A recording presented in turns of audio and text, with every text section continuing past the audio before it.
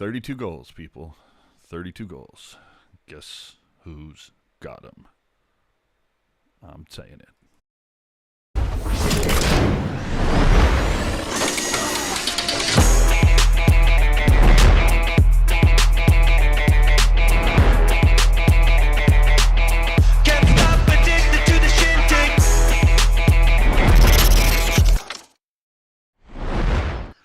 Hey now, boys and girls. Oh, we're having a good time here before everything starts. Oh, welcome to show 159 here, the Pucknologists. Oh, sorry about that. Oh, if you only knew how it goes on in the background. Welcome back to the unfiltered, unedited, uncensored, commercial-free Sharks podcast. That is the Pucknologist here on Teal Town, USA this time around. Ladies and gentlemen, we're going to be talking about 3 Sharks games played this week. Spoiler alert, all losses. Doug Wilson steps down as the general manager. It's another bad week for EK65. New Jersey rumors are on the horizon and more. But first, remember to subscribe. Follow us on social media if you'd like to help support the content we deliver. Keep us commercial free. You can donate using the Super Chat option during the live shows. You can throw a tip in our Venmo jar at Teal Town USA. And if you're not watching live on YouTube, make sure you add your comment to the video section, or the comment section of this video below, and give this video a thumbs up if you would. We would appreciate it. So, with that, hey now, hope you guys are all having a great end to the end of your weekend. Jerk, how was your weekend? It was okay then. So just okay. You know, the Sharks lost, and it's unfortunate because you'd think, as bad as they are this year, you'd think that at some point they would say, you know what, we're going to win one. And they did not do that this week or last week. Oh, man. Oh, did someone promise Dana the wrench privilege on the chat? I guess we got to make that happen. So let's go with it. We're getting down to the nitty gritty, folks. I mean, the E getting next to the Sharks name, we're about this close. Or if you're Erik Karlsson and you ask him that question, how close? You're about that close. There you go. So we're getting real close to the E getting there. Through 71 games, Sharks they have 67 points. I'm not going to go through their record because it sucks. 7th in the Pacific, 7th in the wild card, now 19 points out of the division. They were 17 out last week. Dude, they're close. Yeah, close. They're a run away from being close. Mm-hmm. 17 out of the wild card. They were 15 out last week. Just add the E already. 3-6-1 over their last 10. No wins in their last 5. Actually, their last 6. My predictions for this week, I went 2-3. I thought they'd beat Vancouver, but I guess not. 71 games, I had them at 72 points, and they have 67. Would you like me to Curtis Brown a little bit for you? Well, I have them only winning 4 of their next 11, but go ahead. Wow. I'm telling you, bro. So, did you know that the Sharks have allowed 2 fewer goals than the Oilers this year? 2 or fewer. Yeah. That's my Curtis Brown of the night for you. There you go. So what do we take from the week? Bugner says he wants to see the team finish strong this season. Well, how's that working out so far?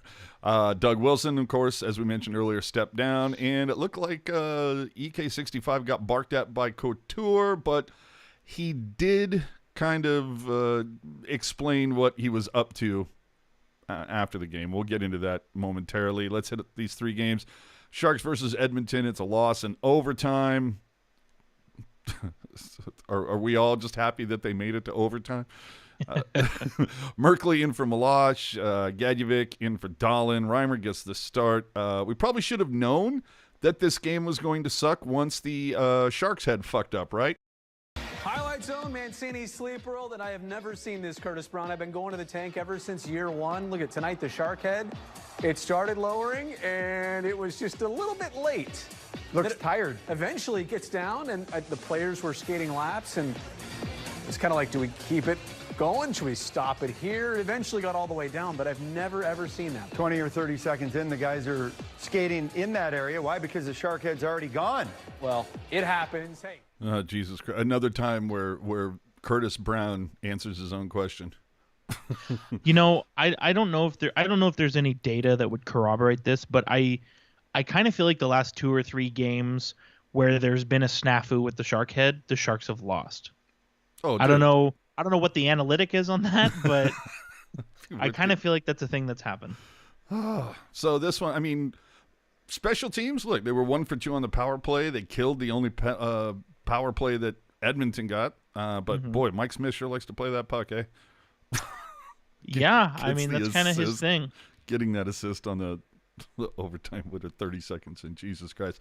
Fun one in this, of course, is Hedy carving Merkley early on and then ending up having to eat his words when Merkley threw down a lot of moves towards the later half of the game. That was kind of fun. Oh, it's always fun. McDavid drew 2 penalties but completely got away with high-sticking EK65. That's going to be something that we don't carve the officials very often on this show. This is going to be one of those rare ones. Mm-hmm. Why is Nieto starting in overtime?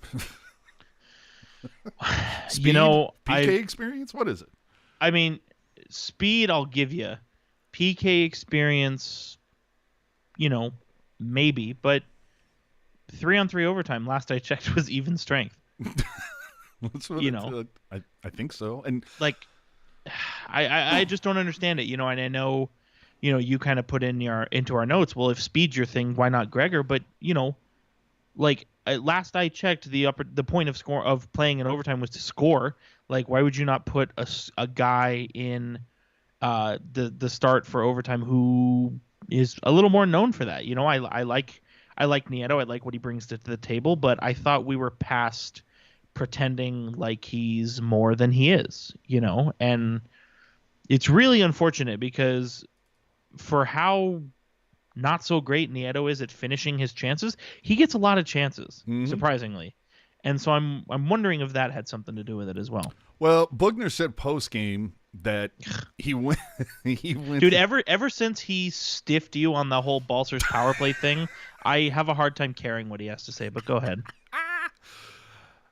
He said that the reason why he went that way is because he knew that McDavid was going to be out there first, and so. I know. I'm telling you what had happened. What had been said was he went with Nieto because he wanted to, because it was Couture, Nieto, and Burns, right? Okay. So it was essentially like he wanted to hold back Hertl, Meier, and Karlsson because he knew McDavid was going to be out there first. It was like, okay, let me put these really trusted defensive guys out there to at least be out there until we can get McDavid off, and then we'll have this opportunity, to put out our guys. So I don't have a problem with that rationale. I think on some level it makes a lot of sense. However, it's Connor fucking McDavid. Well, it's Connor McDavid, so you can almost bet that he's going to be out there longer than a conventional shift length. Dude, like 2 minutes minimum. That's what I'm saying. Like, okay, so you're waiting for McDavid to get off, and then you're going to put Hertl and Meier and Erik Karlsson out there, and that's fine. But what if it's 50 seconds in and Couture's ready to change and McDavid is still wheeling around there? Like, yeah, now they're gassed. I kind of, especially with 3-on-3, how much of a, as we saw in this game, how much of a sudden impact it is. You just need to start with your best players and kind of hope for the best, really. Fucking A. And you talk about best players. Remember, in this one, Leon Draisaitl did not play. Right. Which even more evidence to the fact that McDavid would probably be out there in overtime for a long period of time. Mm-hmm. The Sharks took advantage of special teams, as I mentioned, especially tough after more than a few missed calls, which we mentioned. But they gave up their 9th shorthanded goal this season, and that's when you just go, oh, fuck, really? Are you kidding me with this? But it is what it is. Tickets sold in this one, 12,086. So the numbers are trending down. Just saying. If you're playing the Hedican drinking game, it was a tough night for you because there were 11 echoes. I won't get into the rest of them, but there were 11 echoes. I mean, just on that fact alone. Yeah, you'd be pretty hammered, right? But to begin a not very good week for EK65, let's take a look at a couple things. First off, Chief, you see him down there by the boards, the puck comes around, and then he just stands there for a second, all upset that the official got in his way or the puck didn't hit his stick just right, and he fucking just stops and gives up on the play and then sees everybody else skating full steam and goes, oh, I guess I better get back into this. That pissed me off. And then we're talking about EK65, what a great, player he is. Are you kidding me with this pass right here? Literally puts it on the Oilers tape. I don't even know why you would try that pass in that situation. Just take the shot. Well, especially because I know it's easy. It's easy to say take the shot, but that's actually the smart play. If you look at, I can't tell who the Oilers defenseman is there. I think it's Nurse. But if you look at it, run the clip one more time. You see Nurse has his stick pointed to whatever Shark player is skating with Erik Karlsson. You see that Nurse has his stick pointed there.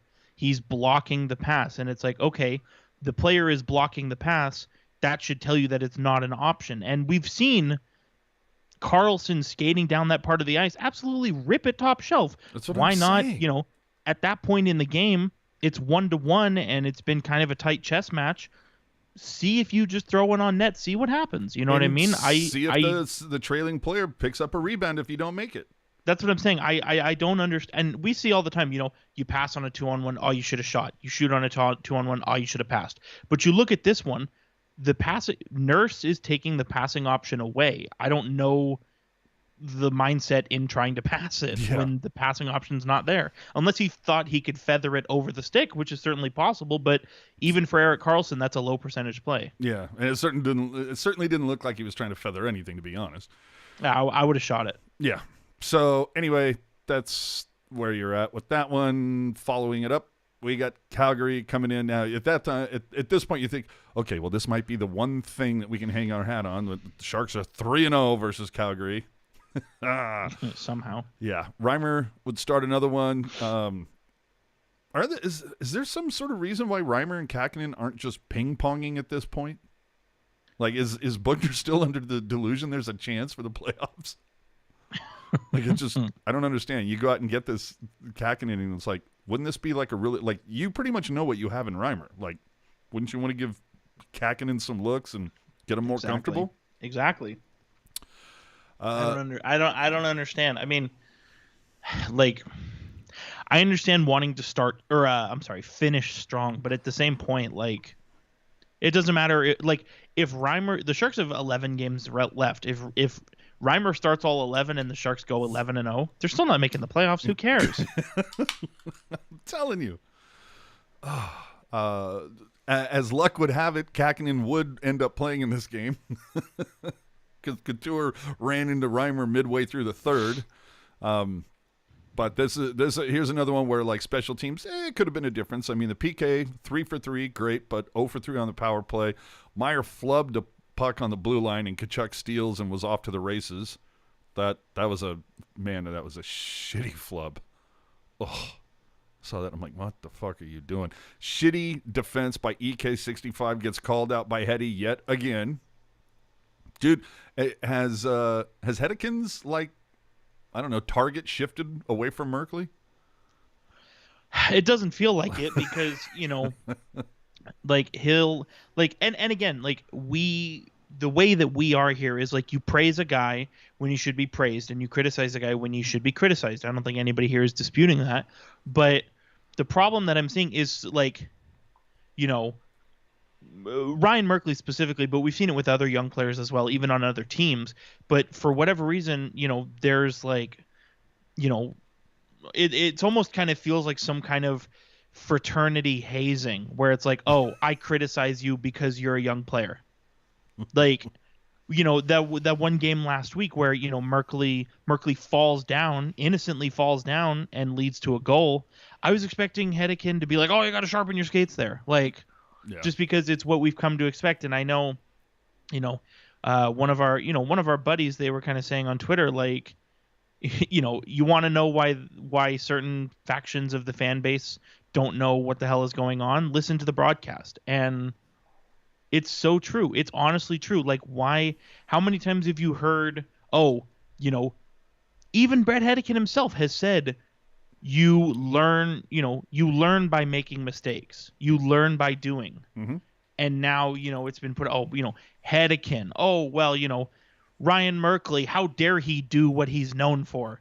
Like, oh, I don't like how Merkley's razzle-dazzle and trying to move the puck. Well, that's what he does. That's what he's known for. How dare he do what he was drafted for? That's what I'm saying, and like even Bob Bugner, I don't know if you saw, Shang put out an article kind of about Bob Bugner's kind of mindset on Merkley. And even Bob Bugner was like, I just don't understand benching a young player when it's a lost season. I can understand if you're trying to make the playoffs and it's hurting you. Absolutely. I get it. But it's a lost season. Like, it's better for Merkley long term if he's allowed to make those mistakes and know that he's not going to be banished to the AHL or the press box because he, threw a breakup pass up the middle of the ice that got intercepted. I mean, do this shit now. I would love, and again, there's definitely been some things Merkley's done where I'm like, oh my God, you can't do that. But it's a learning experience. And I wish, we've talked about this many times before, but specifically the big three, Burns, Karlsson, Vlasic, I wish that their reputation, their clout, their paycheck wasn't erasing some of their egregious mistakes because, the last 2 weeks I've actually really liked Vlasic's game. But if you want to be kind of overarching, talk about the whole season, I've liked Merkley more than I've liked Vlasic, or at the very least, I've liked them the same amount. Dude, I've liked Milosh better than Vlasic most of this season. You know what, though? I don't like Milosh, so that's not really saying something. Well, okay, fine. Should be noted, though, that Merkley was scratched in this game versus Calgary. Which is the weirdest kind of, reverse psychology I've ever seen. Like, I really like Merkley's game, and, he does a lot of good things for us. He's not playing tonight. Like, well, if I remember correctly, I think Bugner was saying something about, it's just a numbers thing. We got a lot of players. What the hell does that even mean? It's just that, we can only play 6 defensemen. Although against Vancouver, they proved that wrong. But here's the thing. Like we just talked about a couple minutes ago, Burns, Karlsson, Vlasic, they make money and they are what they are. You're playing them. Merkley is the young player. He's the Sharks' best prospect on defense and has played well enough to stay in the NHL.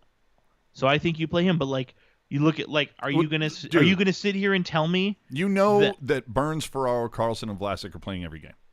So you got 2 spots. Ferraro. You got. But that's the thing. But are you gonna sit? Are you gonna sit here and tell me that we need to see what we have in the 24-year-old Nick Milosh? No. Are you going to tell me that? How old is Magna? 28. That's what I'm saying, dude. Like, and again, the Milosh and Magna, they're decent players. They're guys who, on a Stanley Cup team, maybe they would be an 8th defenseman. And, if there's an injury, they jump in and give you good minutes. But they're not regulars in the lineup. Well, and we've said this before, dude. If everybody's healthy, are Milosh and Magna even playing in the NHL? No. Exactly. Like, dude, let's be honest. It's going to be Burns, Karlsson, and Merkley, Ferraro, Vlasic, and Knizhov. And even then, like, I would take it a step further. The position the Sharks are in right now, like you said, Knizhov is hurt. You know what you have in Magna. You know what you have in. I mean, Milosh, maybe there's a little bit more room to grow, but you absolutely know what you have in Magna. Dude, and we still haven't mentioned Šimik. Yeah, and Šimik. But the point I was trying to make is, like, you're at this point in the season, and specifically for the Barracuda, it's a lost season for the Barracuda. Why not? Because we're tinkering with things and it's a lost season in the NHL as in the AHL. Let's do, Hedican Merkley. Mm-hmm. Oh, God. Let's do Kniazhev Merkley. Hedican Kniazhev. Yeah. Like, why not try things? Like, what, if the reason Magna and Milosh are in the lineup is because, well, you gotta play 6 guys, why not play some rookies and get them experience? I'm feeling you. Sharks Last in the chat asking us, so are you guys available to be like co-GMs? Just wondering. I couldn't work with AJ. He wouldn't like any of the moves I made. This is true. AJ would be like, well, I think we need to. AJ would be like, I think we need to sign somebody who can play with Karlsson. Get him structured back on track. And I'd be like, no. Play Karlsson by himself. He doesn't need a D partner. Fuck out of here. I think I fucked up. I played that video of the shark head all jacked up. I think that actually happened during the Calgary game, but it makes a difference. Speaking of making a difference, this is another one. Power play could have made a difference, but whatever. Well, I even tweeted, why is Bonino on the power play? Because it's certainly not going to be Balsers. Well, and that's when, and I get this. If you take a look at the module, 9 of 11 of Bonino's goals this year are high value goals. So you think, maybe he's good in the right situation. Let's get him out there. But only 2 of his 11 goals this year have been power play goals. I think it's safe to say he's not the secret weapon on the power play. Yeah. Well, and like I said, it's a 4-2 loss, but remember, Lindholm had an empty netter in this one, so it was actually closer than it would appear. But again, boy, power play goal certainly would have been a difference in this one. Would have been the difference. Yeah. This one, tickets sold 11,426. So again, trending downward. So maybe the talk about the mask mandates and the Rona and all that, maybe that wasn't the end-all be-all. Might have been a little bit more. Maybe if this team is pushing for the playoffs, could be different. But to get back to what you were saying, there was, I don't know if you noticed, but in this game, there was a lot of pride coming from the Sharks, or at least it was being illustrated from Hahn and Hedy proclaiming the Sharks lead the league in games by rookies.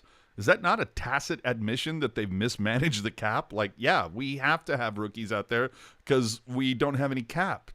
I think it's a product of having crappy depth as well. Well, yes, yeah. But even then, that's not. I mean, okay, but that's really not all that impressive. I mean, like, you know what I mean? Like, you look at Erik Karlsson, how much defense would you like your D partner to play? Just this much. It's like that much. So Adam Raska, he's played 5 games this season, averaged 8 minutes a night. What are you doing in 8 minutes? Artemi Knyazhev, he played in 1 game this year and he played just under 12 minutes. What are you doing in 12 minutes? Santeri Hatakka played in 8 games this year. He's averaging 12 minutes a night. Again, what are you doing in 12 minutes? What does it Jeffrey, you say you do here? That's what I'm saying. It's like, I understand, like, if they want to say, oh, yeah, we've had a lot of young guys in the lineup. And that is true. And I would say a handful of the young guys have impressed. I'm not going to say that they haven't. But, and this is total state media nonsense, so I shouldn't even really be that annoyed by it. But it's like, don't pretend like the Sharks, I don't want to say the Sharks, but the broadcast, these people are saying they're acting like. Many people. Yeah, they're acting like, ooh, the Sharks are playing a lot of young players and they're having a sole positive impact on the team. And it's like, yeah, okay, they're playing the young guys, but are they getting adequate ice time? Meanwhile, Brent Burns, who has somehow gotten this season, has 40 minutes a game. That's what I'm saying. He's, he's averaging 26.07 a game. And I think on some level, Burns actually plays better the more minutes he plays. But at the same time, if Brent Burns wasn't Brent Burns, he's not getting that many minutes with how many mistakes he makes. Yeah. And that goes back to what we said about, players getting by on their reputation. Yeah. Comment coming in from PJ48, which is kind of the point I was making earlier. So Karlsson stopped skating on the play, probably the 4th time I've seen him stop skating on a play in the last 2 weeks, including that game-winner OT goal against. Yeah, it's been a frustrating 2 or so weeks for him. I mean, he's only got, and I know, only 3 assists in 7 games, which is... Dude, my lawn has decent. never looked better. That's what I'm saying. It's decent, but a player like that, you need more. Dude, my lawn has never looked better as it has these last 2 weeks. He's making it real easy to call him out. So we move on to the Vancouver game. Up in Vancouver this time for the first time that I can remember. I think the first time I can remember as Bugner being the coach, the Sharks go 11 forward, 7D. Mm-hmm. They get Shimmick out there on the 4th line. He was kind of playing like whichever. Okay, every time you hit the ice, dear forward, coach. We're not sure here. Kakinen gets the start. Boy, Merkley. Well, first off, let's talk about the the chances. 1 for 5 on the power play for the Sharks. Now you think if you get 5 power plays, god damn, I'd like at least 2 goals. yeah, but you went 7 for 7 on the PK. Which I have to say, in spite of everything that's transpired the last 3 years, the PK has been very good. Dude, it was really good last year. Like, yeah. Dude, if they could just say, you know what, fuck it, we're 5-on-4 the whole game. Mm-hmm. You know, it's like we've heard of too many men. Is there a penalty for not enough? No. Okay, let's go. In this one, we all know Merkley got lit up, and Vancouver ended up taking it the other way, makes it 1-0. A lot of people calling for it was a headshot, or they want to see supplemental discipline. In the postgame, Merkley said, "I thought it was a solid hit."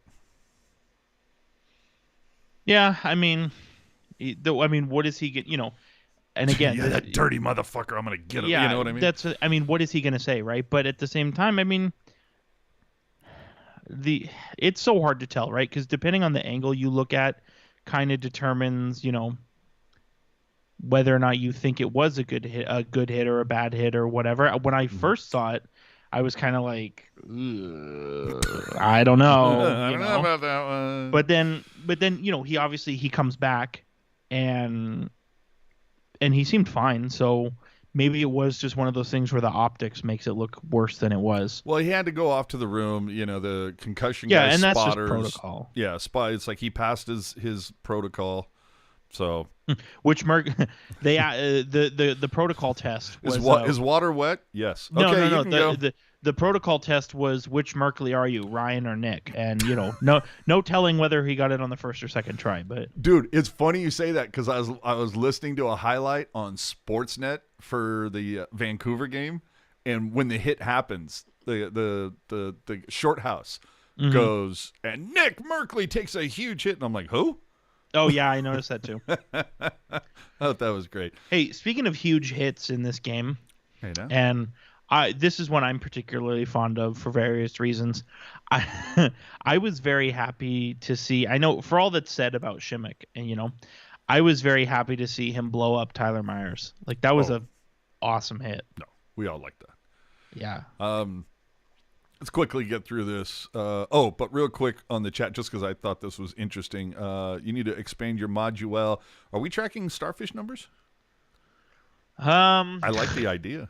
I don't, because it's going to make me upset. And you know what? And you know what's really talking about getting by on your clout? Burns had a starfish last night's game against the Canucks, and it was successful. And so now you wow, gotta track. Burnsy, he's so unorthodox. You have to track though. Starfish. How many starfishes? How many are out of those? How many are successful? I think the success rate is less than 10%.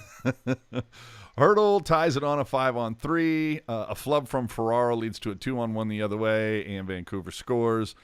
Burns fires one from the corner off Bonino. It's 2-2, but Chason makes it 3-2. Look, I don't even know, why did this game start off so hot? Like, it seemed Vancouver just were fucking, somebody pissed in their Cheerios before this shit even started. Well, I think it was the hit on Merkley kind of what started it all. Yeah, but even before that, like, Vancouver just seemed like they were running around with their ass on fire. When was the last time these assholes played each other? I mean, this is the first time that they've seen each other since, I'm looking at here, December. Like, I didn't understand why there was so much vitriol to start this game. Mm-hmm. But, and then, the officiating on this, just unbelievable. Things that weren't called early suddenly were called late. Couture, I don't know how many cross-checks he took, and I don't think a single one got called. Well, and Luke, you talk about getting blown up. Luke Shen blew up Couture. That wasn't called. Whatever you want to say about the hit on Merkley, like, I could have seen a situation where it was interference, but whatever. But the thing that really kind of fired me up was, and I don't remember who it was on, but towards the end of the game, there was a hooking penalty taken by the Sharks, and I'm watching it, and I'm like, that is. Oh, was that Meyer?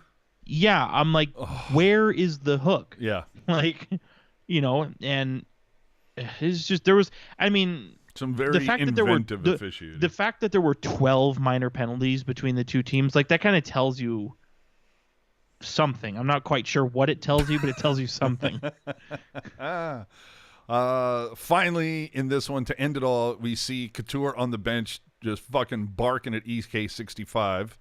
Now, if you hear Couture post-game, he's saying, I wasn't barking at Karlsson specifically. I was yelling at the bench. Like Burns and Meyer were there too, and I was, had to do with how much time was left on the clock, and they weren't communicating. They were, I was telling them, you guys got to let me know, stuff like that.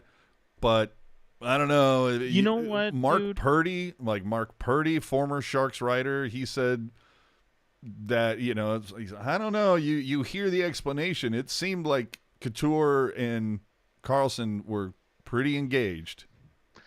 Well, I saw something really stupid where, somebody was basically saying, if it were me, I would have simply looked up at the Jumbotron.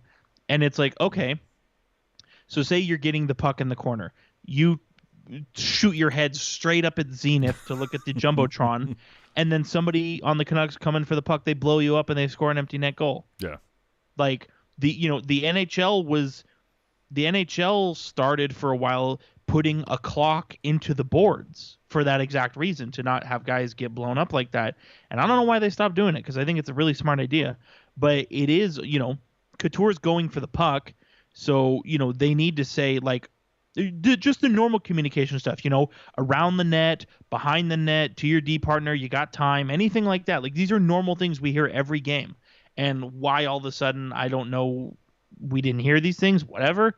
But I agree. And then to see, and I've kind of, I don't even remember what game it was. It might have been, it was whatever game was the last game of last week. I believe it was on Saturday. Where the Sharks do a really good job at playing like they're a man down when they have the man advantage. That was against Dallas. Yeah, against Dallas. Thank you. And it was like, you saw that both Karlsson and Burns, zero urgency to get the puck when it came out of the zone. Karlsson, as you said, kind of did his slow, like, fuck, I'm annoyed skating. And Burns, here's the thing, with Burns, he's all about the low percentage play. The puck is coming at him, he'll swat at it, and if he connects and keeps it in, it's like, oh my God, he's so unorthodox and awesome. The only problem is he only makes that connection maybe 3 out of 10 times. Like, it's a low percentage play, and then the puck goes way past him. And why Couture, who's the center, why he's the first guy in the defensive zone to get the puck, like, that tells you that he flew past both defensemen. Yeah. And it was Karlsson Burns because they're trying to tie the game. So anybody who's going to say, why is Couture yelling? He's a baby. I think you're an idiot, because that shows, somebody was paying attention out there. And then there's people out there too who are trying to say, it's about time Couture stepped up as a captain and a leader. It's like, are you on the team? What number do you wear? Like, then how do you know? Yeah. But either way, the cherry on a shit Sunday for the last couple of weeks for EK65, and 6 losses. I mean, just not great. I like what you're saying is that the stats look better when the team wins.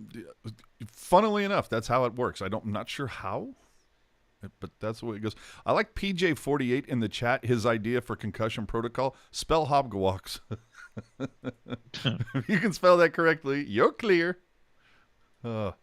So let's move on to stock up, stock down. I got 3 quick ones. For me, Meyer, stock up. He's got points in 8 of his last 9. However, it hasn't been.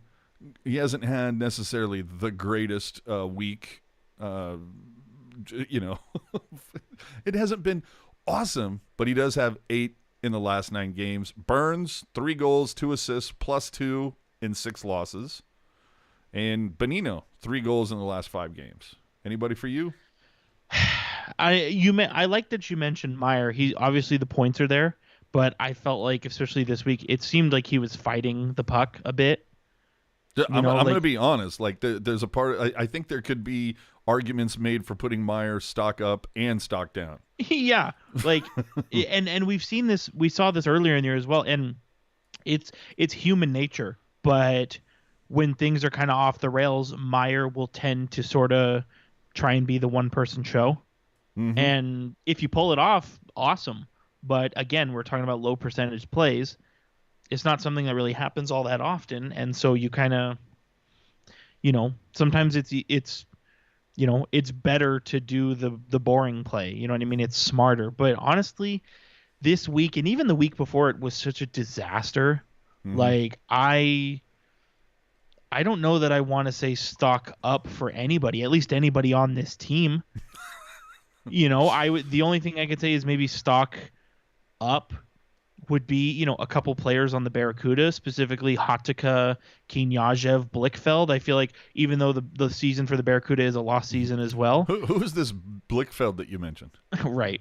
But despite the season for the Barracuda also being a lost season, I feel as though those three players specifically have really turned it on as of late, and they've played well. And I don't know that they've played well enough to make an impression on the parent club, but I think they've played well to kind of generate some buzz around their names. That's it, is three players from the Barracuda. Like, that's how bad this week was. Okay. And someone letting me know that the ticker is fucked up, and I appreciate that. Thank you. That's on me. That's my bad. This is what happens when you try to just blow through stuff real quick. But I appreciate that. It has been updated. Thank you. Who was that? I want to give you props for that. Alex Beltran. Yeah. Thank you, Alex. Shout out to Alex. You know what? Because facts matter here. Well, what I love about Alex, this is a totally unnecessary plug, but you said a long time ago, hey, I have no problem if you're going to carve me, but just at me. And Alex was like, okay. And every time he carves you, he ats you. So yeah, I appreciate it. Dude, totally. So for so the stock up, getting back to Meier for a hot second, it was 3 assists, -4, and which is unbelievable. Dude, unbelievable. But you also have to take into account it was okay, here's a couple games, or I don't know, 4 or 5 straight with Hurdle. Okay, now Couture's off, so let's put him down with Couture, and we'll put the killer bees back with Hurdle, Balcers, and Barabanov. And what happened? Well, nobody got in on it. Okay, well, fine. And if you want to take it, if you want to take it a step further, so you're just talking with this last week, but you look at his last 8 games, he's actually, it looks like he might be even -5 just by some quick math, and and how much did we talk about the beginning of the year, how good of a job Meier was doing at staying out of the penalty box, right? Oh yeah. He's got 38 penalty minutes, but haven't 20 of them come in the last 5 games. That's what it feels like. There was a game sometime this week where he was in the box at least 3 times. Dude, 38 penalty minutes this year, 20 of them have been in March. So I was close. Yeah, and it's and so it's kind of, the offense is there, as you pointed out, but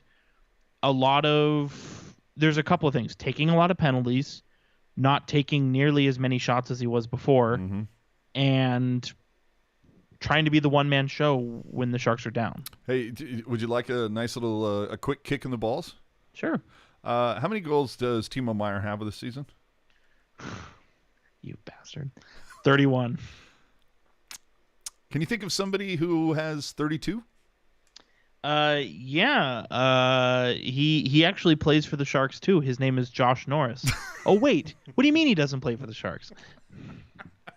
That's right, kids. Josh Norris scored his 32nd goal earlier today.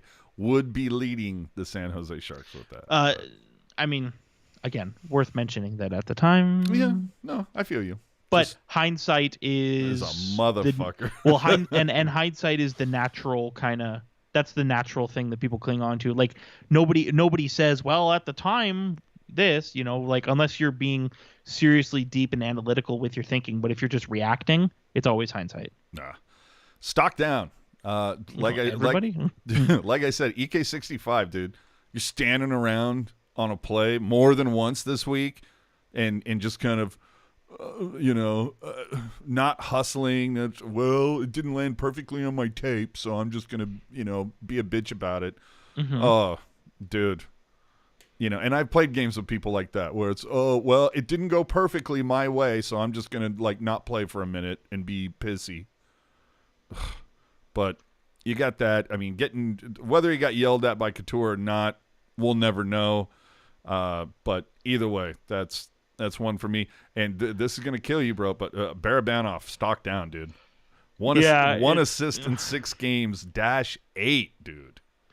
Yeah, and you know what? We had him on. He was on stock up. I want to say last week or the week before. Yeah. So it's goes to show you how much the pendulum swings. I mean, as you said, 1 assist in the last 6 games, and -8 as well. But I don't know. I think if you're gonna, this is the thing that I think is what a lot of people are unfairly gonna say, right? Is Barabanov before that had a hell of a stretch. He had absolutely a goal and 6 assists in 7 games, 7 points in 7 games before this stretch, and everybody's saying, "Well, yeah, I mean that's awesome, but hold on, wait, let me ask you, 1 assist in 6 games, -8.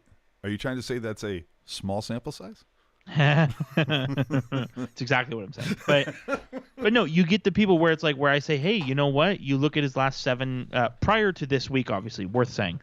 But you look at his last 7 games prior to this week, 7 points in 7 games, and it's like you get the people who say, well, yeah, that's awesome, but look who he plays with, Timo Meier and Tomas Hertl. He's benefiting a lot from that, right? But is he doing the right things? Well, does he look like he's out of sorts, like he doesn't belong? No, but that's what I'm saying is, so he's playing well, and you get all these people who say, oh, he's benefiting from playing with those guys, blah, blah, blah, numbers are inflated, all that nonsense. But then the pendulum swings the other way. As you said, in his last 4 games, he's a -7, no points. And it's like, oh, look at this pigeon. He can't do anything. And it's like, okay, so when he plays well, it's because of somebody else. But when he plays bad, it's his fault. Yeah. Like, the mental gymnastics that people go through, dude. Yeah. Stock down Vlasic. He potted goals in 2 or 3 games, and everybody was like, "Hey, not doing too bad. He's starting to look a little bit more like the MEV that we all know and remember." And now in the last 6 games, 0 points and a -7. Mm-hmm. So anyway, and I know, and I just want to throw this out there. I know plus minus gets shit on, and I understand why. It's it's not the end all be all stat for anything, but let's use it in context for a minute. Like if you're Brent Burns, you have 47 points. And you're a -16 on the season, that's a net positive of 31. Mm-hmm. But then you have a guy like Lane Peterson that has 2 points on the season, but he's a -15. So that's a net negative of -13. Well, and as we've said before, so context matters. Right. And as we've said before, how many times do you hear people say, oh, that team's best players played like their best players tonight? But at the same time, it has to go the other way as well. The player who's out there the most, same thing with Erik Karlsson, with Brent Burns, they're out there the most. They're more susceptible to mistakes. Mm-hmm. So I understand, specifically for Burns, averaging 26 minutes a night, his mistake threshold, just by that fact, should be larger. But the point I was trying to make earlier about Brent Burns is he's even though he's entitled to a larger or a longer leash in that front, he's using more. He's going even further. And that's the point I was trying to make earlier. It's so, again, the same thing with stock up. Last week, everybody was bad. This week, everybody is bad. It's hard for me to say if somebody got worse, but the thing I will say, in keeping with my theme, because my stock up was unorthodox, my stock down is going to be unorthodox. Sure. The Sharks broadcast. Now, oh fuck, here we go. We've talked in the past. The hockey jerk method for watching Sharks games is As soon, you set the timer for 7:37 and you catch the game right as it starts. Every intermission, you set an 18-minute timer. You go do whatever else you got to do. A timer goes off. Hey, game's back on. You avoid as much as you can. Leading up to this past week, last week and this week, if stuff on the broadcast has transpired that I don't like, I'll just mute it. I'll watch the game in silence. Maybe I'll listen to some music while I'm watching the game or whatever. This week was the first week where I actually watched multiple full games on the other team's feed. Like, you DM'd me a couple things. To be fair, the Sharks did play 3 Canadian teams this week, so I can understand. But even then, you DM'd me last night, and you were like, "Oh my God, I can't believe Hedican said this," and I'm like, "Well, I didn't hear it, Chief. I'll just take your word for it. I didn't hear it." Like, and how long ago? It was a couple years ago, right before the pandemic. How long ago that an article in The Athletic ranked the Sharks broadcast in the top 5? Yeah. And we've come so far the other way. Oh, yeah. Oh, my Lanta. And, we talked about the Hedican drinking game last week. Again, if you're on that Vancouver game, you had a rough one. There was 8 complaints about the officiating, 7 echoes. I mean, holy crap. But the new, if you want to start playing the drinking game during pre-intermission and post, here's the play. Anytime Curtis Brown utters a sentence and then or some sort of a question and then answers his own question, you have to take a shot. I'll give you an example. Kakinen needs to be better in this situation. Why? Because blah, blah, blah, blah, blah, blah, blah, blah, blah. It's always, he says something and then he always follows it. Why? Because blah, blah, blah. He doesn't give anybody the opportunity to ask or follow up. So that's the Brownie drinking game. For those of you who really have a problem with alcohol, there's your excuse. I feel as though we've crossed the line yet again. Ricky in the chat saying, stock down Šimik. He looked so fucking bad when he was playing D. Vlasic and Šimik couldn't make a breakout pass to save their careers. Oof. Yes. However, he does get a tiny, tiny, tiny bump, maybe 5%, 10%, as we mentioned earlier, for blowing up Tyler Myers. There you go. Oh, wait a minute. Hold on. I have a question here. PJ48 coming in. Vancouver radio broadcast last night thought the hit on Merkley was a penalty and the cross-check on Couture. They fought the hooking call on JT Miller. Called off goal was bad too. Either way, my question is, fuck you listen to the radio broadcast for?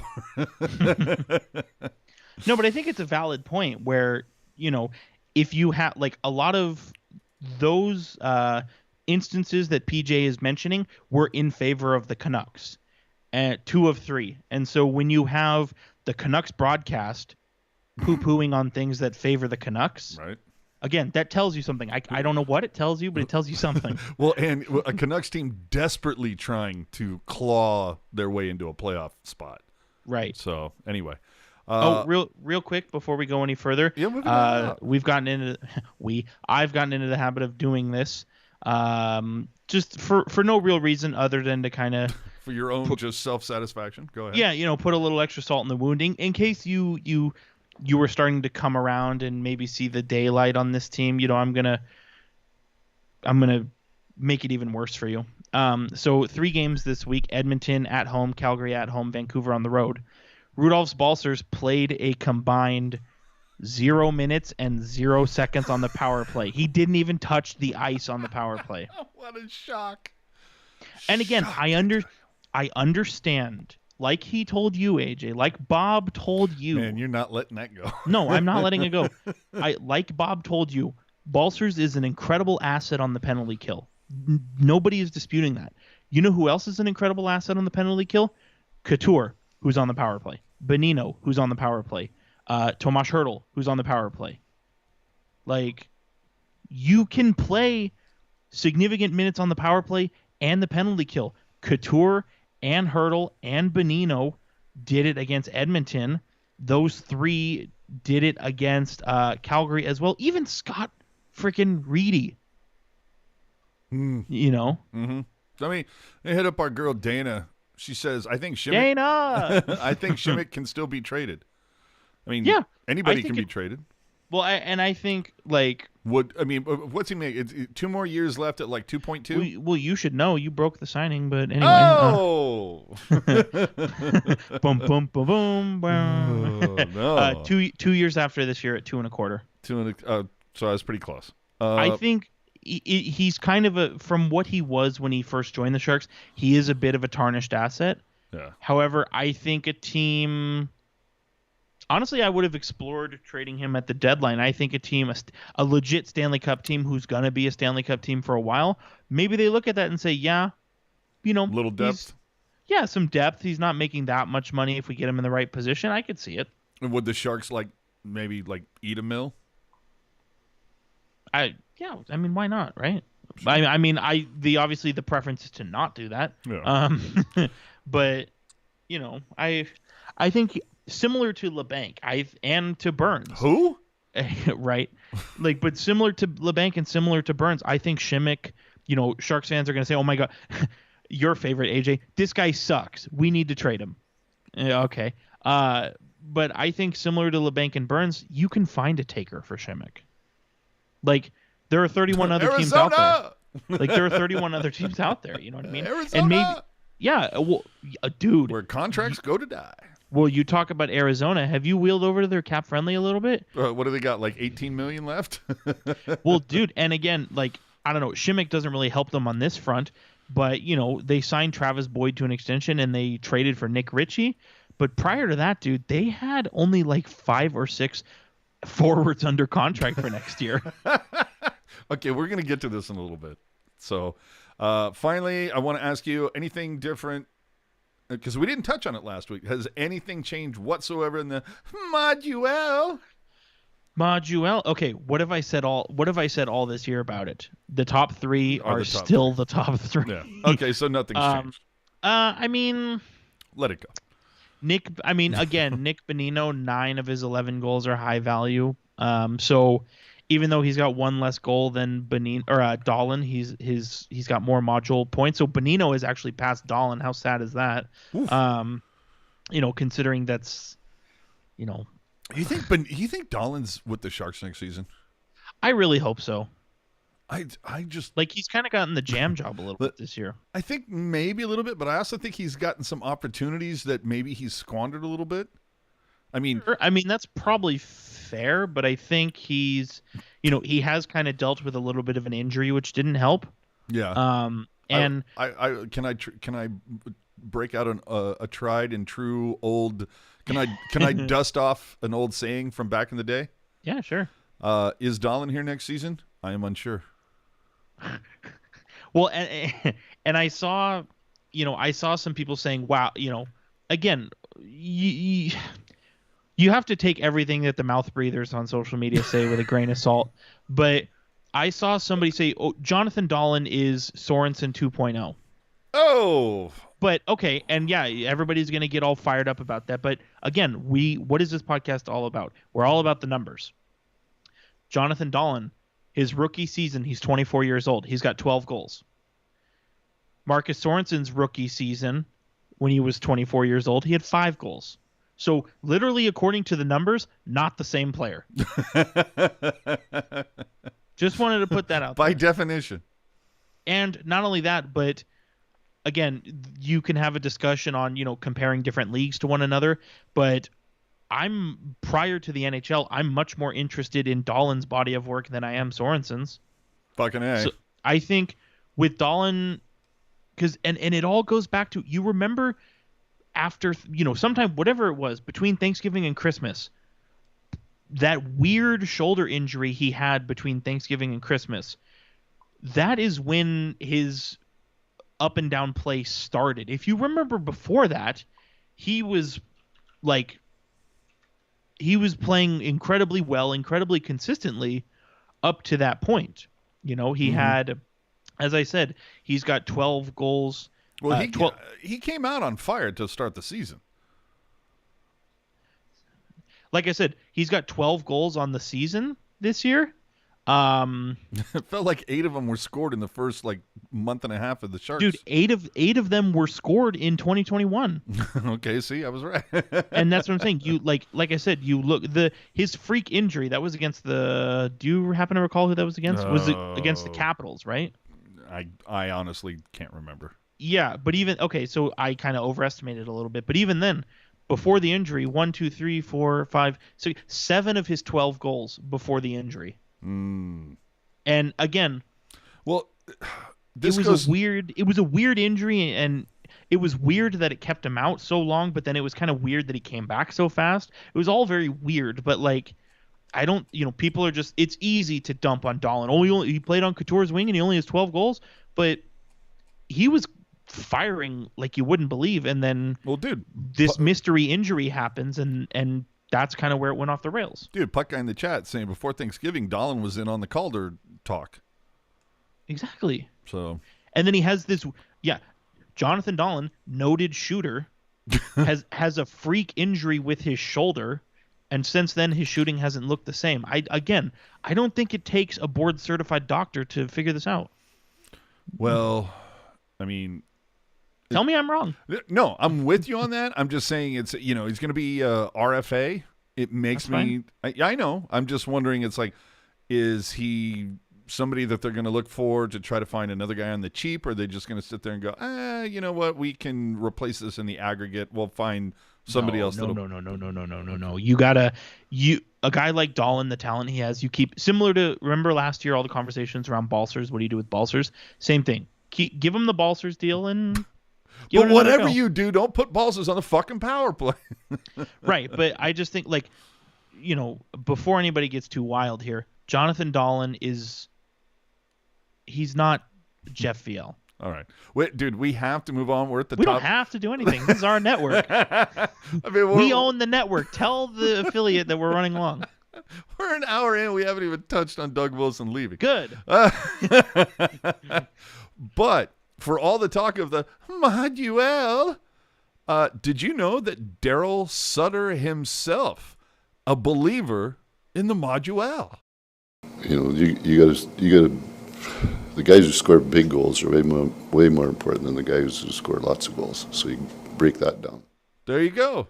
Guys who score big goals are way more important than the guys that score lots of goals. Is that not the foundation on which the Maduel was built? Literally was. Shout out to Darryl, friend of the show. No, dude, I gotta talk to Remenda and see if he can grease the wheels on that fucking interview.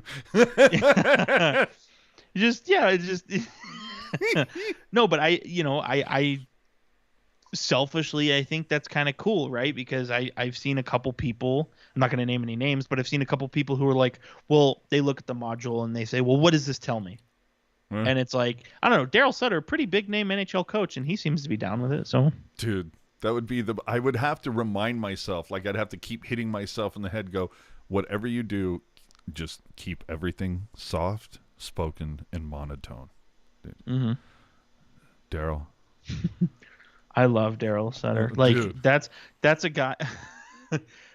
Do you remember all the nonsense right before Jack Eichel was traded, how the Flames were apparently in on it? And typical Darryl Sutter, known for the sound bites, was asked, and he's basically like, I don't know who that player is. It's like, dude, you're not fooling anybody. But I fucking love Darryl. All right, so we got to move on. Let's get into this. We don't have to do anything. It's our network. So after last week, we discussed potentially replacing Bob Boughner as coach. And then, of course, part of that being that obviously that decision is going to come from the higher up. But I had actually planned, since we talked about Boughner last week, that, you know what, we should talk about Wilson this week. And the fucker beat me to the punch. It was like, should he step down? And God damn it, he did. So, look, the majority of the fans that got in on the Boughner talk, they said yes. Boughner got to go. And that's fine. Everybody's entitled to their opinion.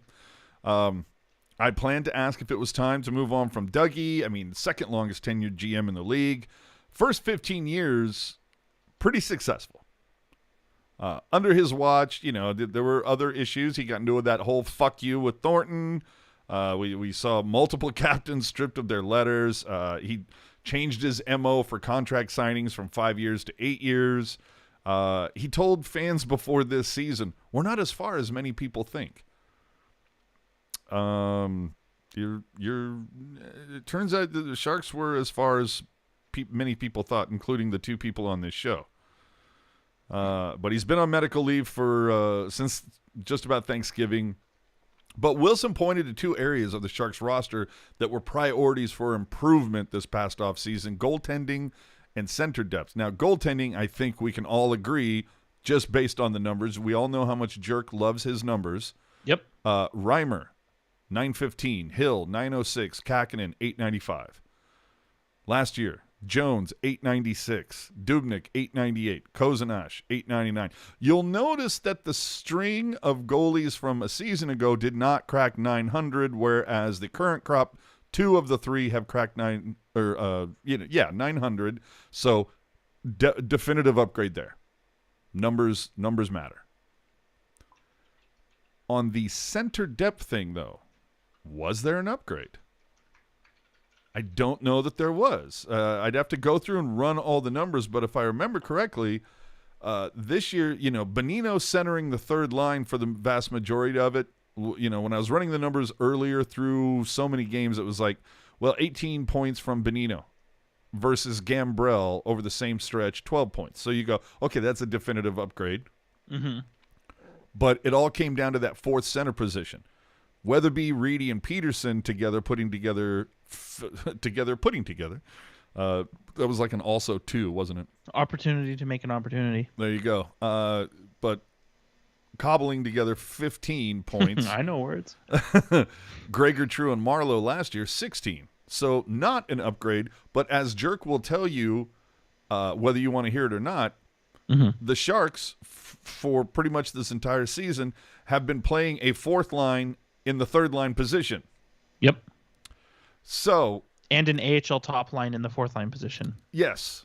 And are the same exact team they were last year without their best player. Hey now, right? That's if you want something to chew on. That's if you want something to chew on. That's it.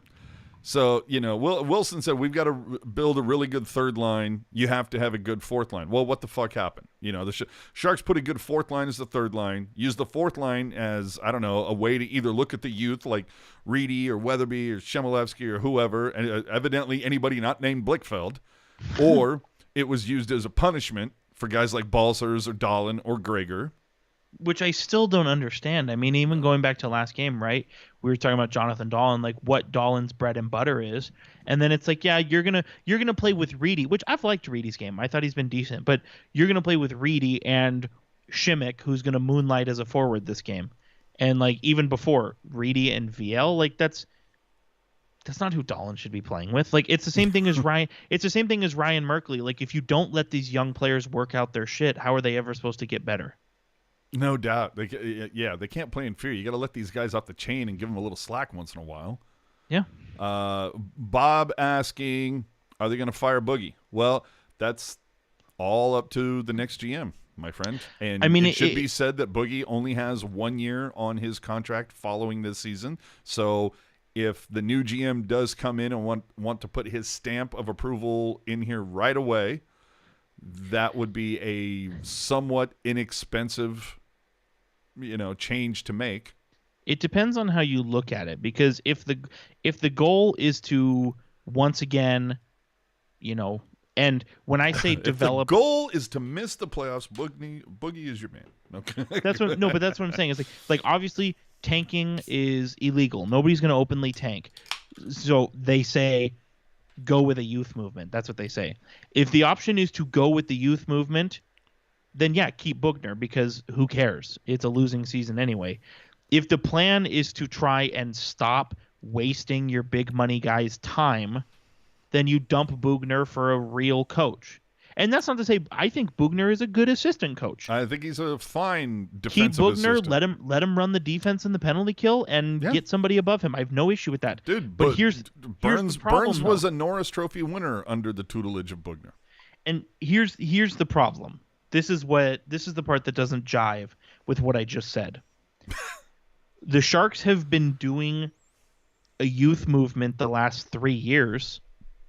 But let's really think about that. Like we talked about earlier, when the young players do get into the lineup, they're not playing a lot of minutes and they're not afforded to make lesson learning mistakes. And not exactly put in positions to succeed. That too. Like it only recently, this is Noah Gregor's 3rd season in the NHL. Only now has Bob realized, oh shit, if I want to get something good out of Noah Gregor, I need to play him in a position that boosts up his strengths. It took 3 years to figure that out. Mm-hmm. I think if the plan is to just play for another draft pick, then yeah, who cares? But at the same time, don't be surprised if Bob looks at the young players and says, "Well, you're not enough of a knuckle dragger for me." Let's hit a few more in the chat. PJ asking, is the new GM going to be banned from signing NTC, NMC in contracts? No, the new GM is going to be given whatever rope. Can I say and don't think I'm flaming you, but this is partially your fault. The whole discussion about 8-year contracts and no move clauses, yes, maybe they're not ideal, but as we say, if you want to be a good team, you have to keep your good players. That's the price of keeping them. Okay, I don't understand how I got. So when because you always say, oh, Doug Wilson only signs 8-year deals now, and it's like, well, it's been proven. No, no, factually, you're correct, but it's also worth mentioning the reason behind that. If you want to be a good team, you have to keep your good players, and that's the price to keep your good players. Ricky's saying the new GM is going to have a nice set of golden handcuffs. Plattner doesn't want a rebuild. And again, look at the contracts. Why would he? Yeah, exactly. But it's no matter. You could bring in Scotty Bowman in his fucking heyday. Whoever it is, the person is going to be beholden to the deals that are on the books. Now, can whoever this GM is, can they accelerate movement? Can they? Oh well, you know what? We're going to have to buy out this. We're going to have to eat some salary on this to make this happen. But that's what needs to happen in my vision. Mm-hmm. But it still goes back to the whole idea of Plattner doesn't want to rebuild. And who's to say that there are a couple GM candidates that they talk to and they come in and say, look, I understand what you guys want. I've looked at the contracts, the guys that you have on, and I'm telling you, here is my vision. And that vision starts with an accelerated rebuild. And that's and they're going to be like, thank you very much. The Starbucks is over there. Bye-bye. Well, and you know what? Prior to Hertl re-signing, the accelerated rebuild was the smart play, I think. Now that Hertl has re-signed, and we've said this for 2 years, dude. Whatever you think about the Sharks, whether you think they're good, bad, playoff team, not a playoff team, the way they're built, every year they have to try. Mm-hmm. They have to try. And now that you re-signed Hertl, that mantra of we have to try is in effect. And again, I'm not going to pretend like I'm some genius. Obviously there's a lot of garbage that needs to be sifted through in order to make this team not even a Stanley Cup contender, but just a playoff team. Playoffs. And I think, obviously nobody here is glad that Doug Wilson is gone due to health-related issues. Not at all. Nobody here is glad about that. No. But I think at the same time, in a kind of a weird way, it's a benefit that somebody, because when you read the tea leaves, it seems like Joe Will is going to stay in the role as assistant general manager. I'm sorry, who? Joe Will. So when you read the tea leaves and you see that, it's kind of a quote-unquote blessing in disguise, so to speak, that a new guy is going to come in and he's not going to be loyal to Brent Burns. He's not going to be loyal to Mark Edward Vlasic, to Kevin LeBanc. Loyalty who might not be loyal to Hertl or Couture or Erik Karlsson. Hurdle and Karlsson, I disagree with you there. Couture, though, I see where you're coming from. I see it. Point being is, and I've said this all year, if and Ian Reed said it, has been saying it the minute that Hurdle re-signed. If you want to make this team even remotely appearing like a playoff contender, you have to address the money tied up on the blue line and address the lack of depth at the forward group. And here's the thing. Here's what they won't tell you. Those two moves have to be done in tandem. Yep. Burns for Ehlers. We said it 3 years ago. We're saying it again. Sharks Last asking, did you guys look over the GM prospects in Pashelka's article? A couple of them would be pretty cool. Here's hoping. I glossed over it, but I don't want to get into a bunch of what ifs. I'm just going to wait until we hear, because look, chances are we're not going to hear. There will be no leaks as to who was spoken about or spoken to. It's going to be, here's our decision, here's the new GM. Right. So we're going to get what we get, and then we can dump all over it. Jeff Merrick evidently mentioning John Ferguson Jr., currently the Yotes AGM, as someone. Why would you want anybody from the Yotes organization at this point? Well, and if I'm not mistaken, didn't John Ferguson Jr. or maybe John Ferguson Sr. used to be involved with the Sharks, if I'm not mistaken? It might have been his. I think it was his dad. Perhaps that's another puck guy question. But I want to get back to something you said a minute ago when you were talking about some of the other teams. Because when we were initially going to talk about Doug Wilson tonight, it was, that a bajillion times Wilson has talked about holding people accountable. And it was kind of like, well, when do we get to hold you accountable? I mean, Wilson has doled out these contracts. Recently, they have failed on the return over investment over the last few years. But then it's like, but then again, is it better to dance with the devil Like Wilson has a record. He has a cachet, obviously, with Hasso Plattner. We're soon going to see, but my question, though, is, would missing the playoffs for 4 straight seasons, would that have been the final straw for Plattner? We'll never know, because what if this season is the outlier for Timo Meier? What if, right now 31 goals and 70 some odd points, what if next season he regresses and it's 25 goals and 60 points? What if this season was the outlier for Timo? What if EK65 is injured yet again?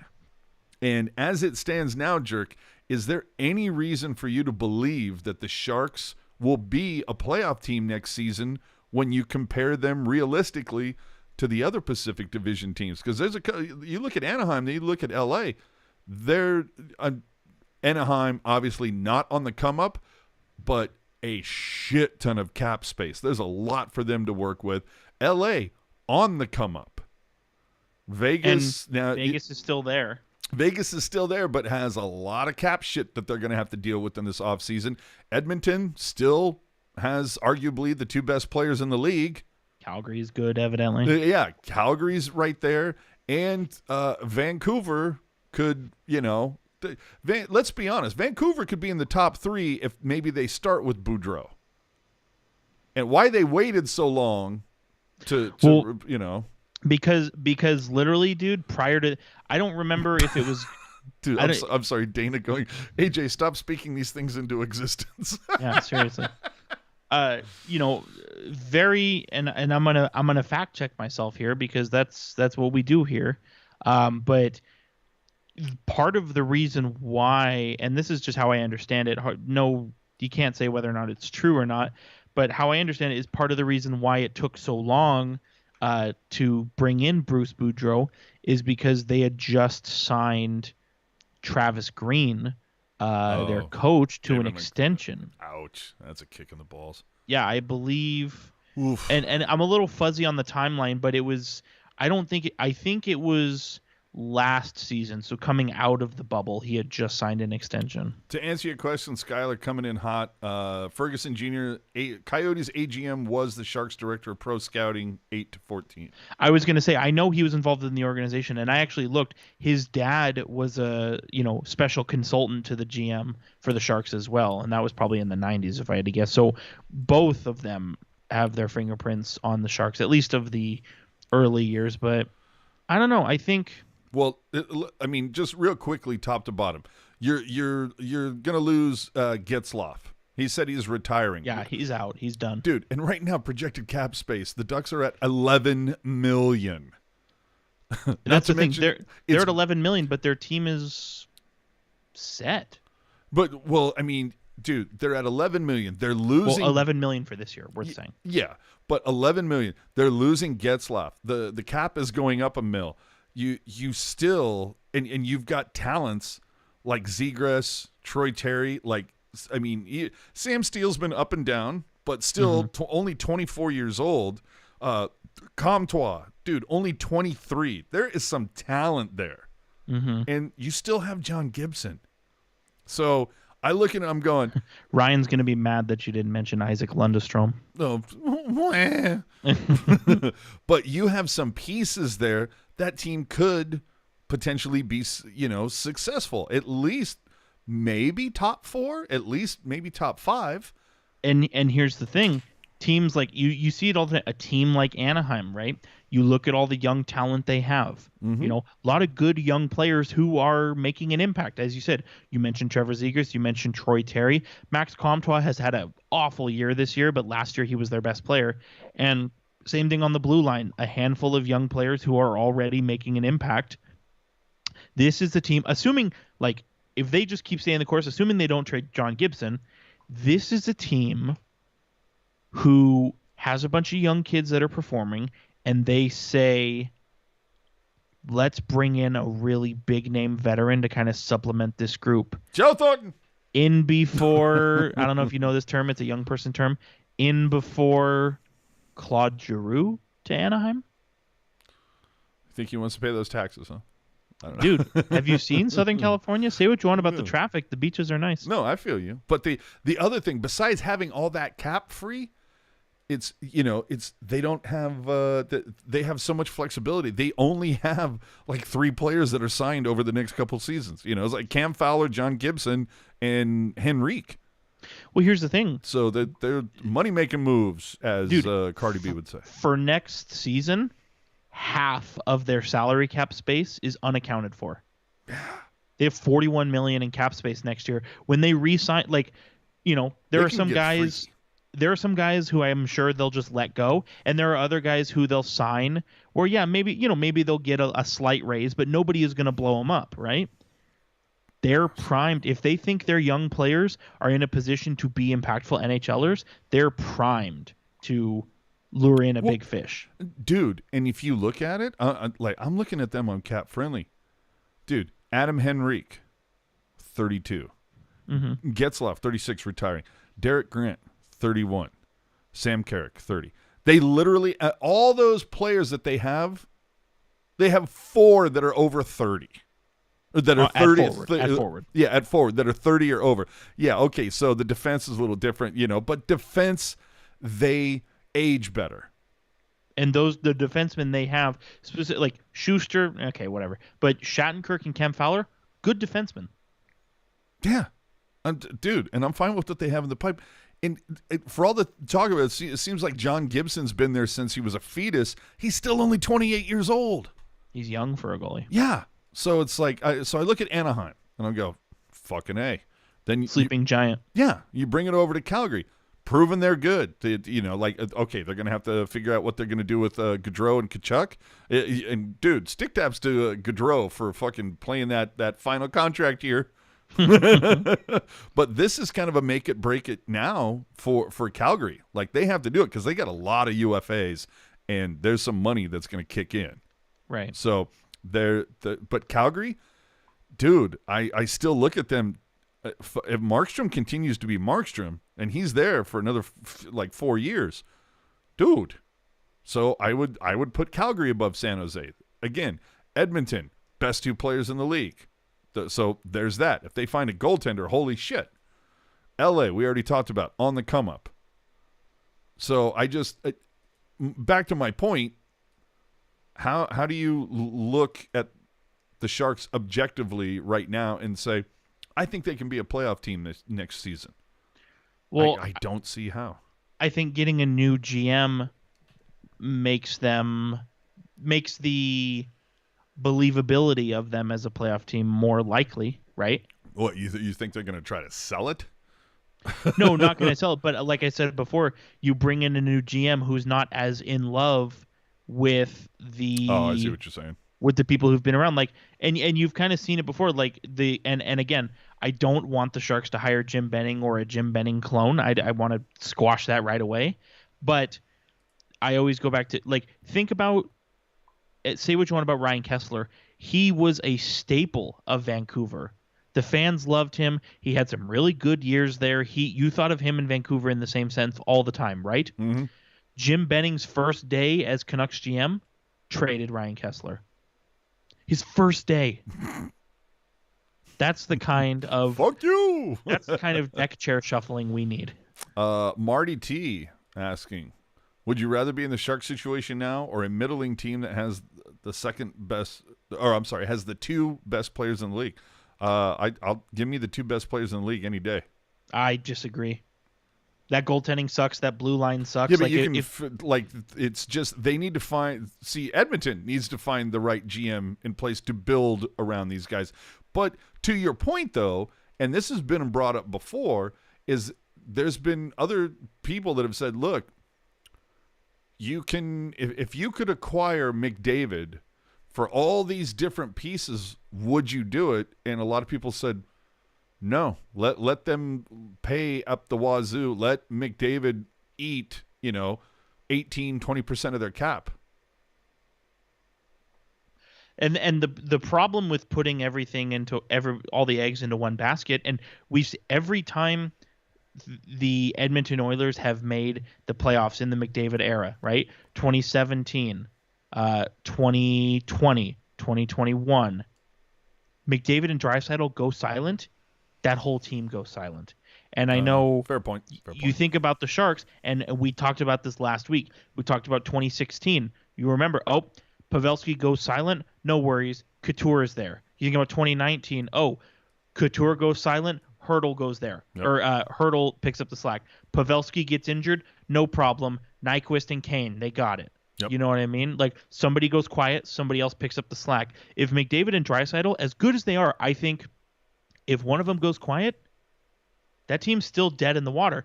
Their forward depth, I will say, is better than it's been in years past. They brought in Evander Kane. Whatever you want say about his personality, he still is a crappy person. But in terms of between the boards on the ice, he's obviously making a positive impact on the ice. Zach Hyman has been a good addition for them. Warren Fogle has been a good addition for them. Their forwards are better than they've been the last couple of years. But as I said, the blue line is still a nightmare. The goaltending is still a nightmare. Okay, so this goes back to something that me and you talked about a couple of weeks ago offline. Mm-hmm. Is this why when I sent you my picks for the playoffs, we only disagreed on 2, and one of the matchups was LA-Edmonton. I took Edmonton and you took LA. Is that why? Yeah, that has a lot to do with it. Okay. I think LA is a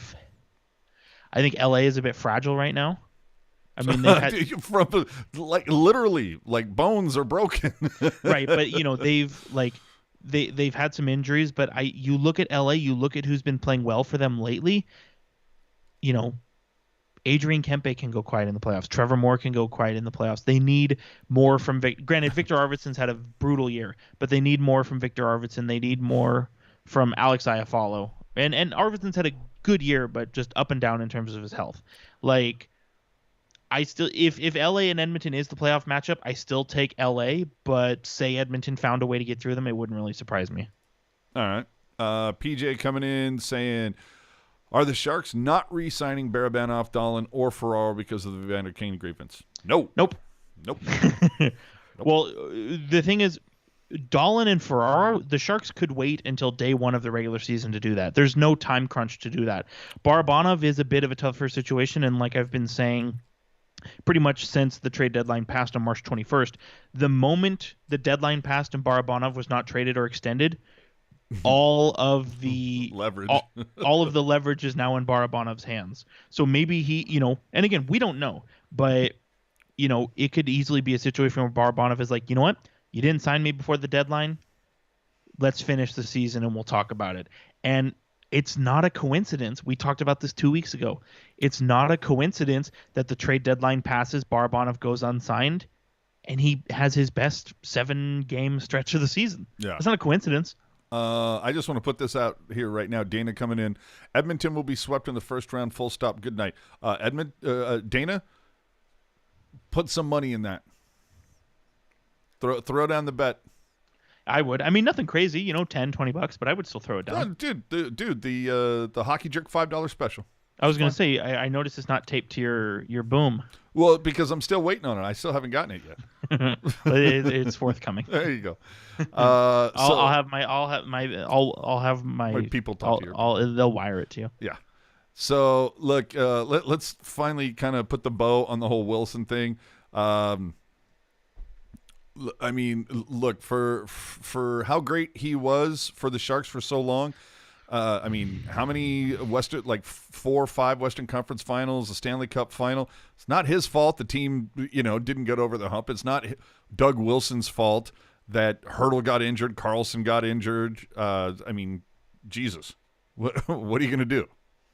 Right, that's the thing. It's there are some things that you can absolutely blame him for. But Mikhail Bodker every day. Right. Absolutely. And there are other things though where it's it gets to a point where it's in the player's hands. Mm-hmm. And sometimes sometimes the players just squander it, and sometimes they can't get over the hump. In the case of 2019, a lot of injuries. You can only do so much, but point still stands. Well, I mean, you look at all the blockbuster deals, whether it's Joe Thornton, Danny Boyle, Erik Karlsson, what's the one I'm missing? Brent Burns. You'd be hard-pressed to find anybody who tells you that Doug Wilson did not come out on the winning side of every one of those. But most people are going to tell you who ended up with the best player out of that. They're the winner, right? Right. So now, and again, I will sit there and I didn't like the Karlsson trade, but I understood it, and I looked at what was being given up, and I went, I can see it. I understood it, and I'm like, he's making a run. He's going for it. Everybody knows my problem. It's the extension, but neither here nor there. See, I'm kind of the opposite, where you say you didn't like it, but you understood it. I liked it value-wise because I thought, like, oh wow, you got Erik Karlsson for close to nothing. Like, that's solid value. I felt like you went out to you went and got a piece that I don't know that you necessarily needed. That's what I'm saying. That's why I didn't understand it, because you have Brent Burns and you have Ryan Merkley coming up. Mm-hmm. So, I liked it from a value perspective, but I didn't understand it. Uh-oh. Seabrook bringing up some shit. Speaking of bet, told you AJ Vancouver over San Jose at the end of the season. When was this? I need tweets. Bring your receipts, Chief. Anyway, so back to where we were. Look, Doug Wilson, he's come out on the top end of that. The rentals, Bill Guerin, Brian Campbell. But think about that. Bill Guerin, 2007. Brian Campbell, 2008. Talk about some recent rentals. Evander Kane, 2018. Gus Nyquist, 2019. Those, yes, I will totally give you that. And see, that's the whole thing, is that the other thing, you look at getting Bill Guerin. Is it Doug Wilson's fault that Chief didn't perform? Well, but that's the thing, is he exactly. Bill Guerin, I mean, in the regular season, Bill Guerin performed, but Brian Campbell, Spinorama, hello. Yeah, and even then, Brian Campbell, Brian Campbell, the only reason Brian Campbell, from a numbers perspective, Brian Campbell worked out perfectly. The only reason he didn't work out is because he wanted more money from Chicago, and I think you have to give Doug Wilson credit for not caving in to some big dumb contract. Mm-hmm. Nyquist, I mean, I thought he was going to resign. As did I, dude. And let's be honest. The best part of the Sharks getting Nyquist was the immortal quote from Hockey Jerk saying he was surprised because usually you have to go through 2 or 3 duck Nyquists before you get a goose. Oh, man. Yeah, I thought about that. So he's done all right there. But the I will say, though, some of the UFAs, Bodker, that's a fucking head-scratcher. Yeah, the Bodker one was... But you know what? Show me the GM that bats 1,000. You know what I mean? And I think that's the point that's worth making as well. You get a lot of, and again, I used the term earlier, I'll say it again, a lot of mouth breathers who think that a bad trade, a bad signing, a bad extension, is a strictly Sharks problem. You know what I mean? Mm-hmm. I think, and again, I think you and I do a pretty good job at following other teams around the league in addition to the Sharks. Say what you want about the Sharks' bad trades, bad signings, bad extensions. I can confidently say that they're in the lower half in the league in terms of how many times it happens. Yeah. Oh, okay. Shit, we're about to get into it. Dana coming in hot. Why would you not sign a player you traded a bunch of assets for? I'm not saying don't sign him. I don't know that you need to make him the most expensive defenseman on the planet. Well, and to wonder, do it 2 weeks before the deadline, make him sweat a little bit.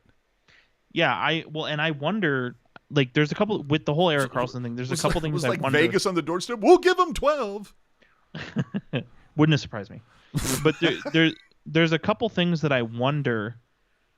Okay, did they go to him and say, "Hey, we know this is what you're asking for, but if you took this number, it would make us more competitive. We could extend the shelf life of the franchise." Mm-hmm. I wonder if that happened, and maybe it did, maybe it didn't. Who knows? I'm gonna say it didn't, but go ahead.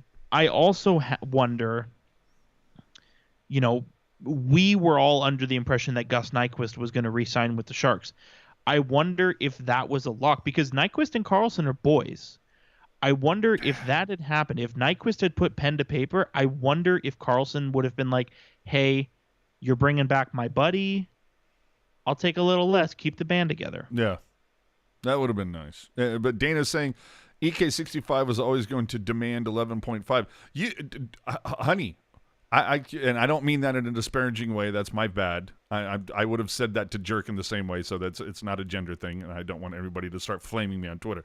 I'm just saying EK65 was always going to demand 11.5. That's fine. I can demand that I get a Ferrari. Doesn't mean it's going to happen. Well, and I think that the point she's trying to make, I think, kind of goes back to what I was saying. If you want to be a good team, you have to keep your good players. Yes, I get that, but it's just that idea of it goes back to if the Sharks didn't give him 11.5, somebody else would have. Let them. If the Sharks didn't have Burns, I'd be like, yeah, oh no, okay, fine, yeah, let's do it. And that's the crux of the issue, and that goes back to what I was saying a couple of minutes ago. Yeah. Why are you? And again, I've enjoyed Erik Karlsson as a Shark, but why are you bringing in a player like Erik Karlsson when you have Brent Burns, who is I know he won the Norris Trophy 2 years before Karlsson came in, but his best statistical season was the year before Karlsson came in. Why are you acquiring Erik Karlsson with Burns is coming off of a career year and when you have Ryan Merkley in the pipeline? Exactly. And Ryan said in the chat, I would have rather had Mark Stone. Hey, now, me too. The fuck, I would have taken, what's his name? Hoffman. Yeah, honestly. Dude, absolutely. Puck guy pointing out Sharks had Boyle and Burns on the same team. We're 2 offensively minded defensemen. But you know what, though? Boyle and Burns are physical. Karlsson isn't. He is a different kind of game. Not only that, but a season and a half into his tenure on the Sharks, Brent Burns was moved to forward because the forward depth was hurting. And where are we at 9 years later? Oh, the forward depth is hurting, and we have a surplus on defense. Oh, I feel like we could get into this all goddamn night. So let's move on from this because it's we'll save this for the Discord. We're cutting into my requisite Jack in the Box onion ring trip. Hey now. So, hey, no free ads, fucker. We talked. How do you know it's free? Use the promo code Pucknologists. Oh, we talked about this a little bit last week about streaming. Is that good for sports, good for hockey? Both ESPN Plus, Sharks Audio Networks are streaming. Some fans continue to be turned off by streaming. I've seen a lot of complaints. Yeah. I know, but you know what? On the ESPN side, most complaints have to do with having to pay for yet another platform, which I get. Plus, lack of pre and post, if you're into that. And that the broadcast team is largely unfamiliar with the teams they're covering, and which is absolutely true. That I get. I'll tell you what, though, and again, that point I think is a valid point to make, but I think it's worth saying the broadcast team that has done the Sharks games that have been on ESPN Plus this year, I know Brian Boucher was the color guy. I don't recall. Hextall's a shit show. Yeah, Brian Boucher was the color guy. I don't recall who did play-by-play. It was not Buchagras. It was, if I heard the name, I would know it. But the two Boucher and this other person, I've actually thought they were well researched on the Sharks in those games. Like they were saying things that I was like, oh yeah, I forgot that was a thing, and they were just dropping it out there like everybody knew it. You know. Well, and Chris saying my only complaint about streaming is blackouts. Yeah, if you're streaming, there should be no such thing. On the audio network side, complaints are generally about the glitchiness of the Sharks app, where audio, that audio app has sucked since it released. I mean, audio will drop out. Well, and that's the whole thing. Where do we live? The fucking heart of the Silicon Valley. Get Apple involved, man. But audio will drop out. There'll be stutter. It's difficult to sync. Like there should be some sort of a button that like your phone can like listen to where you are in the broadcast and it'll like auto sync. You know what I mean? But the other thing, of course, being is that look, phones don't have unlimited batteries. They do drain. And it can make quick use of data plans. Not everybody has unlimited data. Right. It's very easy to just pop on a fucking FM radio. Anyway, and then, and you got to click 3 or 4 times to find the goddamn stream. And then you're forced to listen to a 30-second or minute-long advertisement before the game comes on. Kaiser Permanente is raising the standard for health and medical safety in the Silicon Valley. All right, we got to get to the jersey giveaway here in a minute. Let's run it along here. Yeah, let's run it. When do we see the fan appreciation jersey design for the April 23rd game? The submission was like 4 months ago. Look, who knows if we're going to see that things may have changed dramatically. So we'll there's been a couple people asking about that. So April 23rd is fan appreciation for the San Jose Sharks. If I remember correctly, there was talk about there being something with Doug Wilson because it's a game against the Chicago Blackhawks. So it looks like that's probably out the window. And if supply chain issues are still occurring, we don't know if the fan appreciation jersey is going to happen, so we'll see. If you want the Puck Guy, do me a favor, throw a temporary link to the Discord in here for the Sharks chat. Sharks chat. Don't give away the green room just yet. Rumors are also swirling that more than one San Jose hockey team is getting new jerseys next season. Now, for those of you who don't know, the Barracuda had Fan Appreciation Day earlier. They played what is expected to be their final game in those insanely bright jerseys, the orange ones I'm referring to.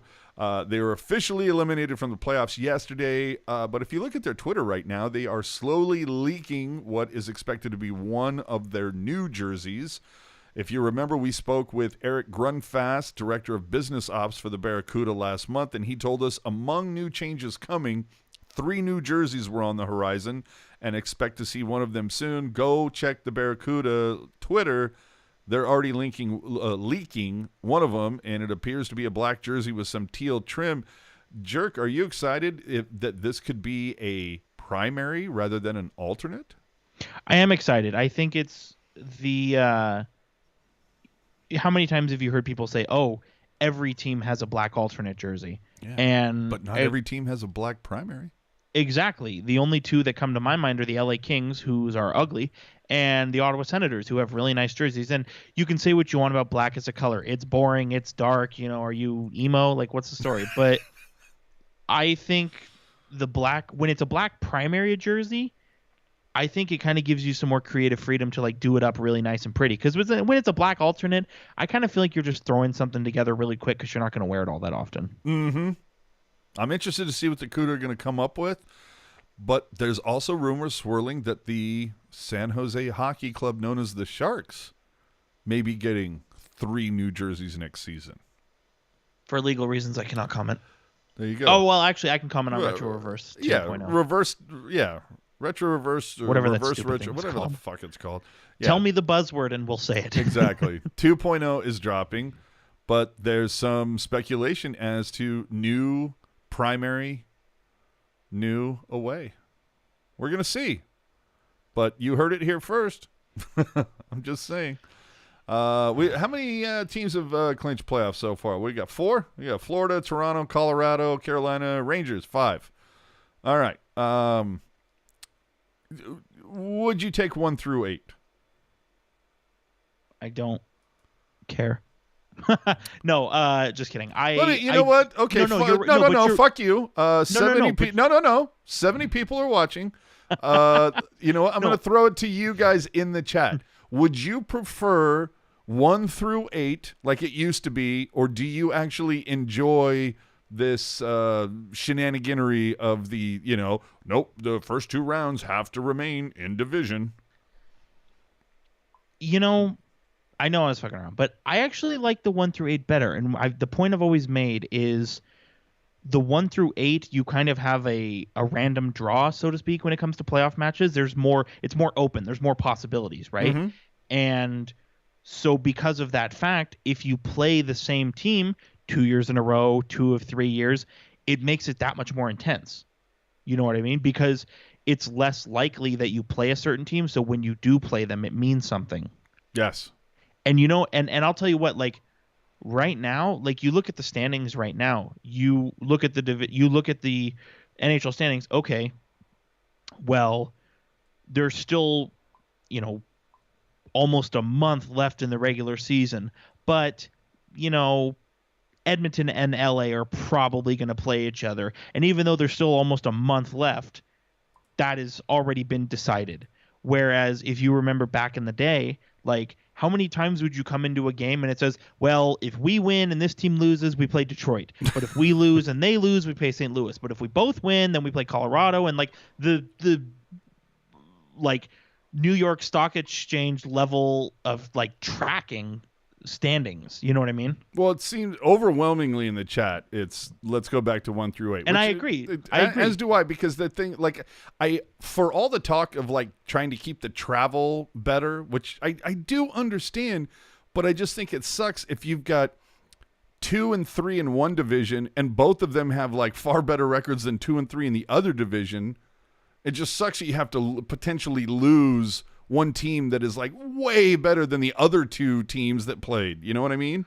Well, I just saw somebody tweet about that where it's like, okay, so you look at and again, you go back to the standings, like it's looking like in the Metro. Well, dude, in the Central, Minnesota and St. Louis, both 94 points each. In the Pacific, Edmonton 90, LA 86. So there's 2 teams that are going to face each other that are better than the other 2 teams they're going to face in the Pacific. Well, and that's the thing. We've seen, I don't remember the year that we saw it, but I remember there was one year where because of the divisional playoff setup in the second round, I want to say the Rangers were involved. In the second round, the team that had more points in the standings didn't have home ice advantage because they were the wild card team where the other team was whatever division, second or second place division or third place division, whatever. And even now, like you look, and granted, things can change. It's such a small difference, but Pittsburgh Penguins, 3rd in the Metropolitan Division, 94 points. Boston Bruins are in the wild card spot, but they've got 95 points. Well, it's just, I'm looking at it just purely because I'm selfish and only give a shit about the West. If you look at it right now, it's Colorado would face Dallas. As it stands right now, Colorado faces Dallas. Correct. But at 1 through 8, Colorado faces LA. Mm-hmm. And then Calgary would face Nashville. But if we go back to 1 through 8, Calgary is facing Dallas. Right. And then, go back to what it is today, Minnesota versus St. Louis, whereas right now it would be Minnesota versus Nashville. So it's essentially, if they went back to 1 through 8, every fucking playoff matchup would change.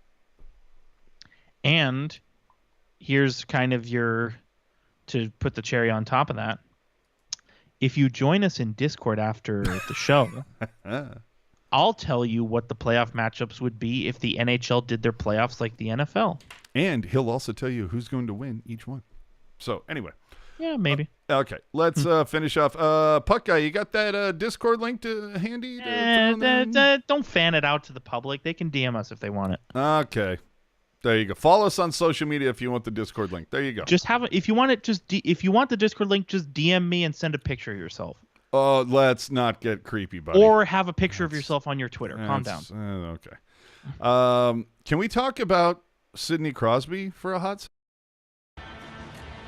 So there's the penalty. It's the left hook of Crosby. Are you kidding? How does Sidney Crosby get away with a sucker punch on Nick Dowd? Well, I forgot. He's Sidney Crosby. My bad. He's Sidney Crosby, but also, I feel like sucker punches for the most part are let go for the most. That's some bullshit. I agree. It does contrast with that idea of limiting head contact. Well, but it's if there was ever an opportunity, like if you want to sit there and say all four guys on the ice missed it, sure. For that to not be given supplemental discipline is fucking bullshit. If somebody like a Milan Lucic or Dustin Brown does that, it's minimum 1 game, probably 2. Right. Brad Marchand does some shit like that. Oh, based on what's happened to him this year, he's probably getting 5. Well, and that kind of reminds me of, you remember when Joachim Blichfeld injured Nathan McKinnon? Yeah, almost killed McKinnon. And you had a couple people who were saying, how can we let a star player get hurt like this? And it's like, well, what if McKinnon had blown through Joachim Blichfeld? Would it be the same reaction? Yeah, it's just such bullshit. Either way, it's like, I go back to the original thing where it's like, you know what? Before they show this to DOPS, I want somebody to come in with Photoshop and just like put one player in like okay, everything that the guy is wearing, just put him all in green, and then put the other guy like all in yellow, no logos, to just like, we have no idea what player this is from. We are just like pixel out their faces, just to make it no bias. And then say, is this okay? To sit there and go, well, it was Crosby. So, if he doesn't play, people get so sad. Fuck you. Not only that, but Crosby has been in the league for 17 years now. If you haven't seen him at this point, what are you waiting for? Fucking A. Nah, Puck Guy, don't share it. Jerk's got his own thing. He is the chief of chiefing, as you know. Hey, it's giveaway time. Thank God. Fucking A. All right. So, for those of you who entered the Sharky Jersey birthday thing, whatever the fuck this thing is, for those of you who entered, and my apologies. Last week, I ragged on some of the people that are nice enough to watch us, saying, "Hey, man, we put this out there about leaving us a review, and y'all didn't. What the fuck?" And my theory is nobody wanted it. That's true, but no. Evidently, Apple is a little late to the punch, and so they finally got some stuff up. Now, if you remember, the thing about the reviews was I had to read these live to Jerk. I know what they say. I've not read these. Yeah, Jerk has not read these, so we need to do this live. And this is, if you remember, we gave away one of these jerseys about a month or so ago. And I'm always looking for something that you can't Google. You're not going to find this on Wikipedia. I want something that takes a little bit of effort, a little bit of proof, how long you've been a hardcore fan, something like that. So this is a fun one. Leave us 5 stars and an entertaining review. Let's get to review number 1. Best from Ginger Yoda 88. The best Sharks podcast. This is the perfect podcast for any Sharks fan that bleeds teal. The show features weekly reviews of games, stock up, stock down, and other interesting segments. The hosts don't sugarcoat anything and will give you an honest review of the Sharks. So if you're looking for the best Sharks podcast without ads about manscaping, then Teal Town USA is perfect for you. This is clearly coming from someone who listens to the show, and I appreciate that. So, because they made the manscaping dig. So this review, I like it. It's also the first one we heard. There you go. But I take no problems with this one. I think this person was, as you said, they very obviously listened to the show. They pumped our tires very well. I think it's good. I think if we stopped the exercise right here, they would win. But we move on. Numero 2. Fun and informative Shark podcast. Dwaldrop, if I'm getting that right, says, so I've listened to these guys for just over a year. As an out-of-market Sharks fan, these guys are my go-to replacement for post-game info. It is like sitting around the basement with some friends talking about our favorite team. Parenthetically, seriously, dudes, get to Kansas City. I will buy you barbecue and beer. These guys keep it real, no hometown hype. AJ, love you, man. Keep it giving it to EK65. Hockey jerk, I think you should show your real face some point. Great show, honest conversation. Keep it up, guys. So, again, this person, the fact that they're a transplant and they listen to us, I think is even... Killer. It gives them a bump because, you know, it takes a lot of time and energy to be a sports fan while living in the city of the sport. The fact that you live somewhere else and you follow, obviously that's awesome. Barbecue food, I love barbecue food. It's my favorite type of food. I'm in there. Okay, you Kansas City barbecue or St. Louis guy? I don't even know what that means. Oh, it's a different kind of barbecue, buddy. Put meat on a grill and season it. The one issue, and it's a 5-star review. Shout out to Dwaldrop. Mm-hmm. He says that he loves you. This person doesn't love me. Oh, and that doesn't hurt their chances. But I'm just saying, if you're looking for the extra bonus brownie point to win over the judge here, hashtag jerk bump. Yes, if you're looking for the jerk bump, it was not achieved. That said, very good review, very positive, very fun to read, and the idea of barbecue being on the table, it has me piqued. And now we move on. Now this one is different. This is wait, pause for a second. We have David here in the chat. Could David in the chat be Dwaldrop, perhaps? Perchance? Oh, not a transplant, old school KC Blades fan? Perchance. We'll see. All right. Now this one coming up here, it's a little different because if I understand this correctly, this person is coming to us from the UK. Sweet. And evidently the UK and the American Apple Podcasts don't talk to each other. So it didn't show up. He actually had to send the screen cap of this across the pond. But here we go. From Stephen Terry. Thanks for all the podcasts you guys do. They get me through the work. They get me through work every week. Mm-hmm. The Pucknologist episode, always great, makes me laugh. I always listen in the morning with my coffee as the time difference and I play a game of see if you can hear the whole episode before I crap my pants, as irritable bowel syndrome and coffee is a dangerous game I play. Listening to you guys makes it slightly easier to be a Sharks fan, as the last few years have been tough. Cheers, guys. Now, when it comes to the entertainment factor, it's up there. Yeah, again, 5 stars. I'm not personally familiar with IBS. I do love my coffee. 5 stars, very, very kind words. The entertainment factor definitely helps things. I do appreciate that they said listening to us makes it easier to be a Sharks fan, and that's what we're trying to do. You know, we're trying to infotainment. There you go. You ready for the final one? Sure. Okay. Finally, our final entrant. This one coming from Jason Lennon. Sharks suck, but Tealtown USA does not. Now, there, the headline. I'm like, that's an eye catcher. If you have a love-hate relationship with the Sharks like I do, Tealtown USA is for you. You can count on the Sharks to make you can't count on the Sharks to make the playoffs, but you can count on the boys to provide quality entertainment. They don't hold back on what needs to be said. Tons of great input, tons of great interviews, hours of Hedican bashing, 5 stars all day.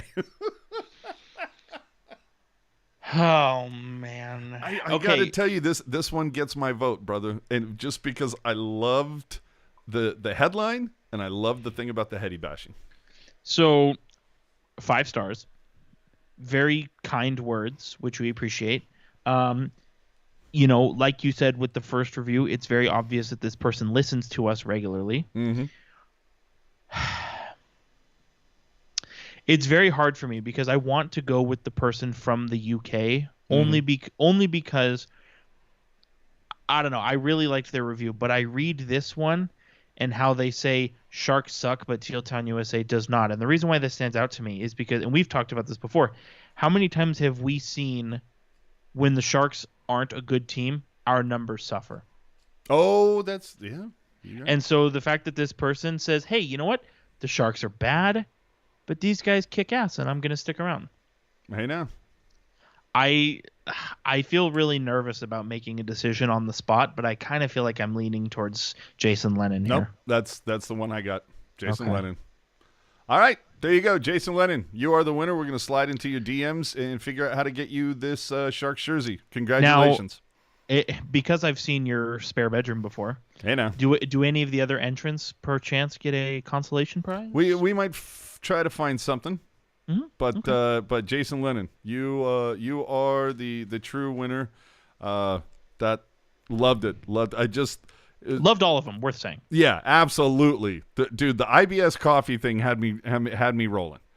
But, I don't know. I'm still thinking about that KC barbecue, dude. Yeah, you're not wrong. Oh man, hold on. Let's can we just watch Couture all pissed off for a moment? It's just fun. What are you doing here, man? $11.5 million. What the fuck? Anyway, it's just fun. So, Jason Lennon, congrats. Be reaching out to you. Check your DMs. Coming up this week, we got 11 games left as now. The next time we speak with you, we're going to be catching you up on 4 Sharks games coming up against Chicago, Nashville, Dallas, and Minnesota. Hey, now. It's your favorite time in Jerks, an after dark takeover, which means we are starting at like 5:40 in the afternoon instead of 7. Hell yeah. This means Jerk is able to fucking get to bed by 8 o'clock. He's going to love this. So it's going to be an after dark takeover following the Sharks versus the Wild next Sunday. So we are, for those of you who have us on your schedule, and we appreciate that, at 7 o'clock, we're going to be going immediately following Wild and Sharks, so it's probably going to be about 5:40-ish. So throw that on there. Dark Horses, Jerks, Canucks. Holy crap, dude. 3-game winning streak. They're climbing. They're trying.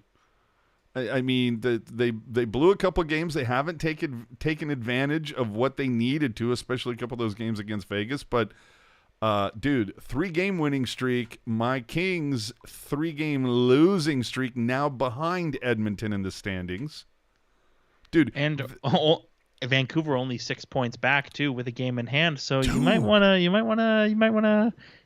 to slow your roll there, guy. Dude, I'm telling you, like grabbing my ankles up in here. This is some bullshit. When we left you last weekend, the LA Kings were up 4 points on Edmonton. They're now behind 4 points. Holy fuck, dude. I am not happy. Revolving door. Dude, I am not happy. So, finally, we're going to leave you with this because, holy shit, longest show ever. But, hey, look, Doug Wilson stepping down. Attention must be paid. But we're going to give you our tweet of the week. This is courtesy of Hockey Jerk, by the way, who I don't know how he procured this little deity, but well, really quick, I want to give credit to the original person. I believe I'm going to double check. Was that Skylar? Who's throwing this little nugget down? It was, drum roll. It was in our Discord server. It was Denton Matachuk Simp. Oh, nice. I don't know their real name, but that's what they choose to go by. So therefore, that is their real name. And where did this comment come from? Was this Reddit? It was on. Well, looking at it, it looks like a comment on a YouTube video. I can't say what YouTube video. There you go. But the saying from Satchmo9, the Sharks should have sent Eklund to the University of Michigan. He could have played with Bordelot on a championship contender. Now, when I first read this, the first thing I said is, "Do you not understand how college works?" But so you said... Well, so there's a couple of things. Number one, in order to, let alone play for a college team, to go to a college, you have to be registered. You have to apply, accepted, apply to the college, be accepted by the college, and register for classes and make the hockey team. So it's a 4-pronged sort of approach here. And yes, a couple people in the Discord server who are in this chat also saying that they nominated it before I did. Fair point. So there's a 4-pronged approach here. You got to apply, you got to be accepted, you got to register, and you got to make the team. Number 2, when you put pen to paper on an NHL contract, as William Eklund has done, you are never eligible to play college hockey ever again. You are a professional, sir. You are a professional. You make professional money. So you, sir, congratulations, have won our tweet of the week. We will not get into what the prize is, but congratulations. Yeah, I don't know that you can say you can be proud of it, but we don't. Who knows? So, I mean, what do they say? What do they say? What is it? All publicity is good publicity. Oh yeah. So you can follow him at hockey_jerk. You can follow me at AJ_strong on those Twitter machines. Remember to leave your take in the comment section of this YouTube video if you're watching but were not able to join us live. Famous last words, Jerk. Famous last hours. Fuck. Famous taken out of context, that could be that could sound like something you were trying to say thinking you were muted. Oh, kind of like how we started the show. Good job. Right. Nice callback. So, final last words here. So obviously it goes without saying we're going to have more content to provide in the weeks after the regular season ends. I don't want to speak for AJ. Obviously we have it in our contracts. If there's more than 7 days without a Sharks game, we don't have to do a show. Fucking A. But, we've got next week's show. That's our penultimate show. And then the week after, April 24th, the season 6 finale for Pucknologists. I'm not going to be there. Dude, we might have a special guest cameo, walk-on, if you will. Yeah, I mean, from what I understand, there are 3 candidates trying to get in my chair for that show. Yeah. But, obviously 2 shows left for the regular season, but I imagine we'll do a playoff preview. I imagine we'll do a full post-mortem on the Sharks. So, have no fear, only 2 weeks left in the regular season, but I think if I'm speaking generously, I think you'll get 4 more shows out of us before we go into our summer hibernation. Absolutely. For me, famous last words, it's just a simple reminder. We're going to be on early next week. So don't come at me and go, I logged on at 7 o'clock. I didn't know. Hey. There's a Sharks game next Sunday. We're going to be on right after it. So, and that's the thing, a 3 o'clock puck drop. What do at the absolute latest we'll go live at 6? The absolute latest. I'm thinking 5:45, bro. God, I'm targeting like 5:35. But we'll dude, that puck is going to be skittering down towards the empty net, and you're going to be hitting live. Oh, dude, I've already got it where it's like we usually start at 7. Dude, I want to be over by 7. So, as always, remember to subscribe to this YouTube channel. You can follow us on all those various social media platforms that you may or may not have. And if you listen to the podcast on something like Spotify, Apple Podcasts, SoundCloud, whatever, do us a favor. Leave us a little love up there. Help us out. Subscribe to our content. Those reviews always help. So does the interaction on YouTube. We appreciate it so much. And you can find the links to all of our social media, the podcast apps, and more in the description below. And you can always find everything on tealtownusa.com. And as always, after every single Sharks game, we go live with After Dark. I got one more thing I want to say. Yeah, whip it out. Whip it out. Today, it is April 10th. And here yes, she sir. is. She's visiting me on the desk right now. April 10th, it is our younger cat, Poppy. It is her first birthday. Happy birthday to Poppy. Hey, now. I only say that because she literally just jumped on my desk. Nice. That's so there cool. You go. So we thank you so much for joining us. 2 hours, it's a long road to hoe, but hey, there was nothing else going on Sunday night, right? not anything I know. So Will Smith hasn't slapped anybody else, right? We're well, good. It's still it is still Sunday. So. Still early, only 9 o'clock. So we thank you so much for joining, watching, listening, whatever platform you're on, whether it's live or on the replay. We appreciate it. Show episode 159 is in the books. We will catch you next week for 160. Have a fantastic every week. I got to go, man. I'm fucking done. 2 hours. I can't do it anymore. Have a fantastic week, everybody. We will see you next Sunday.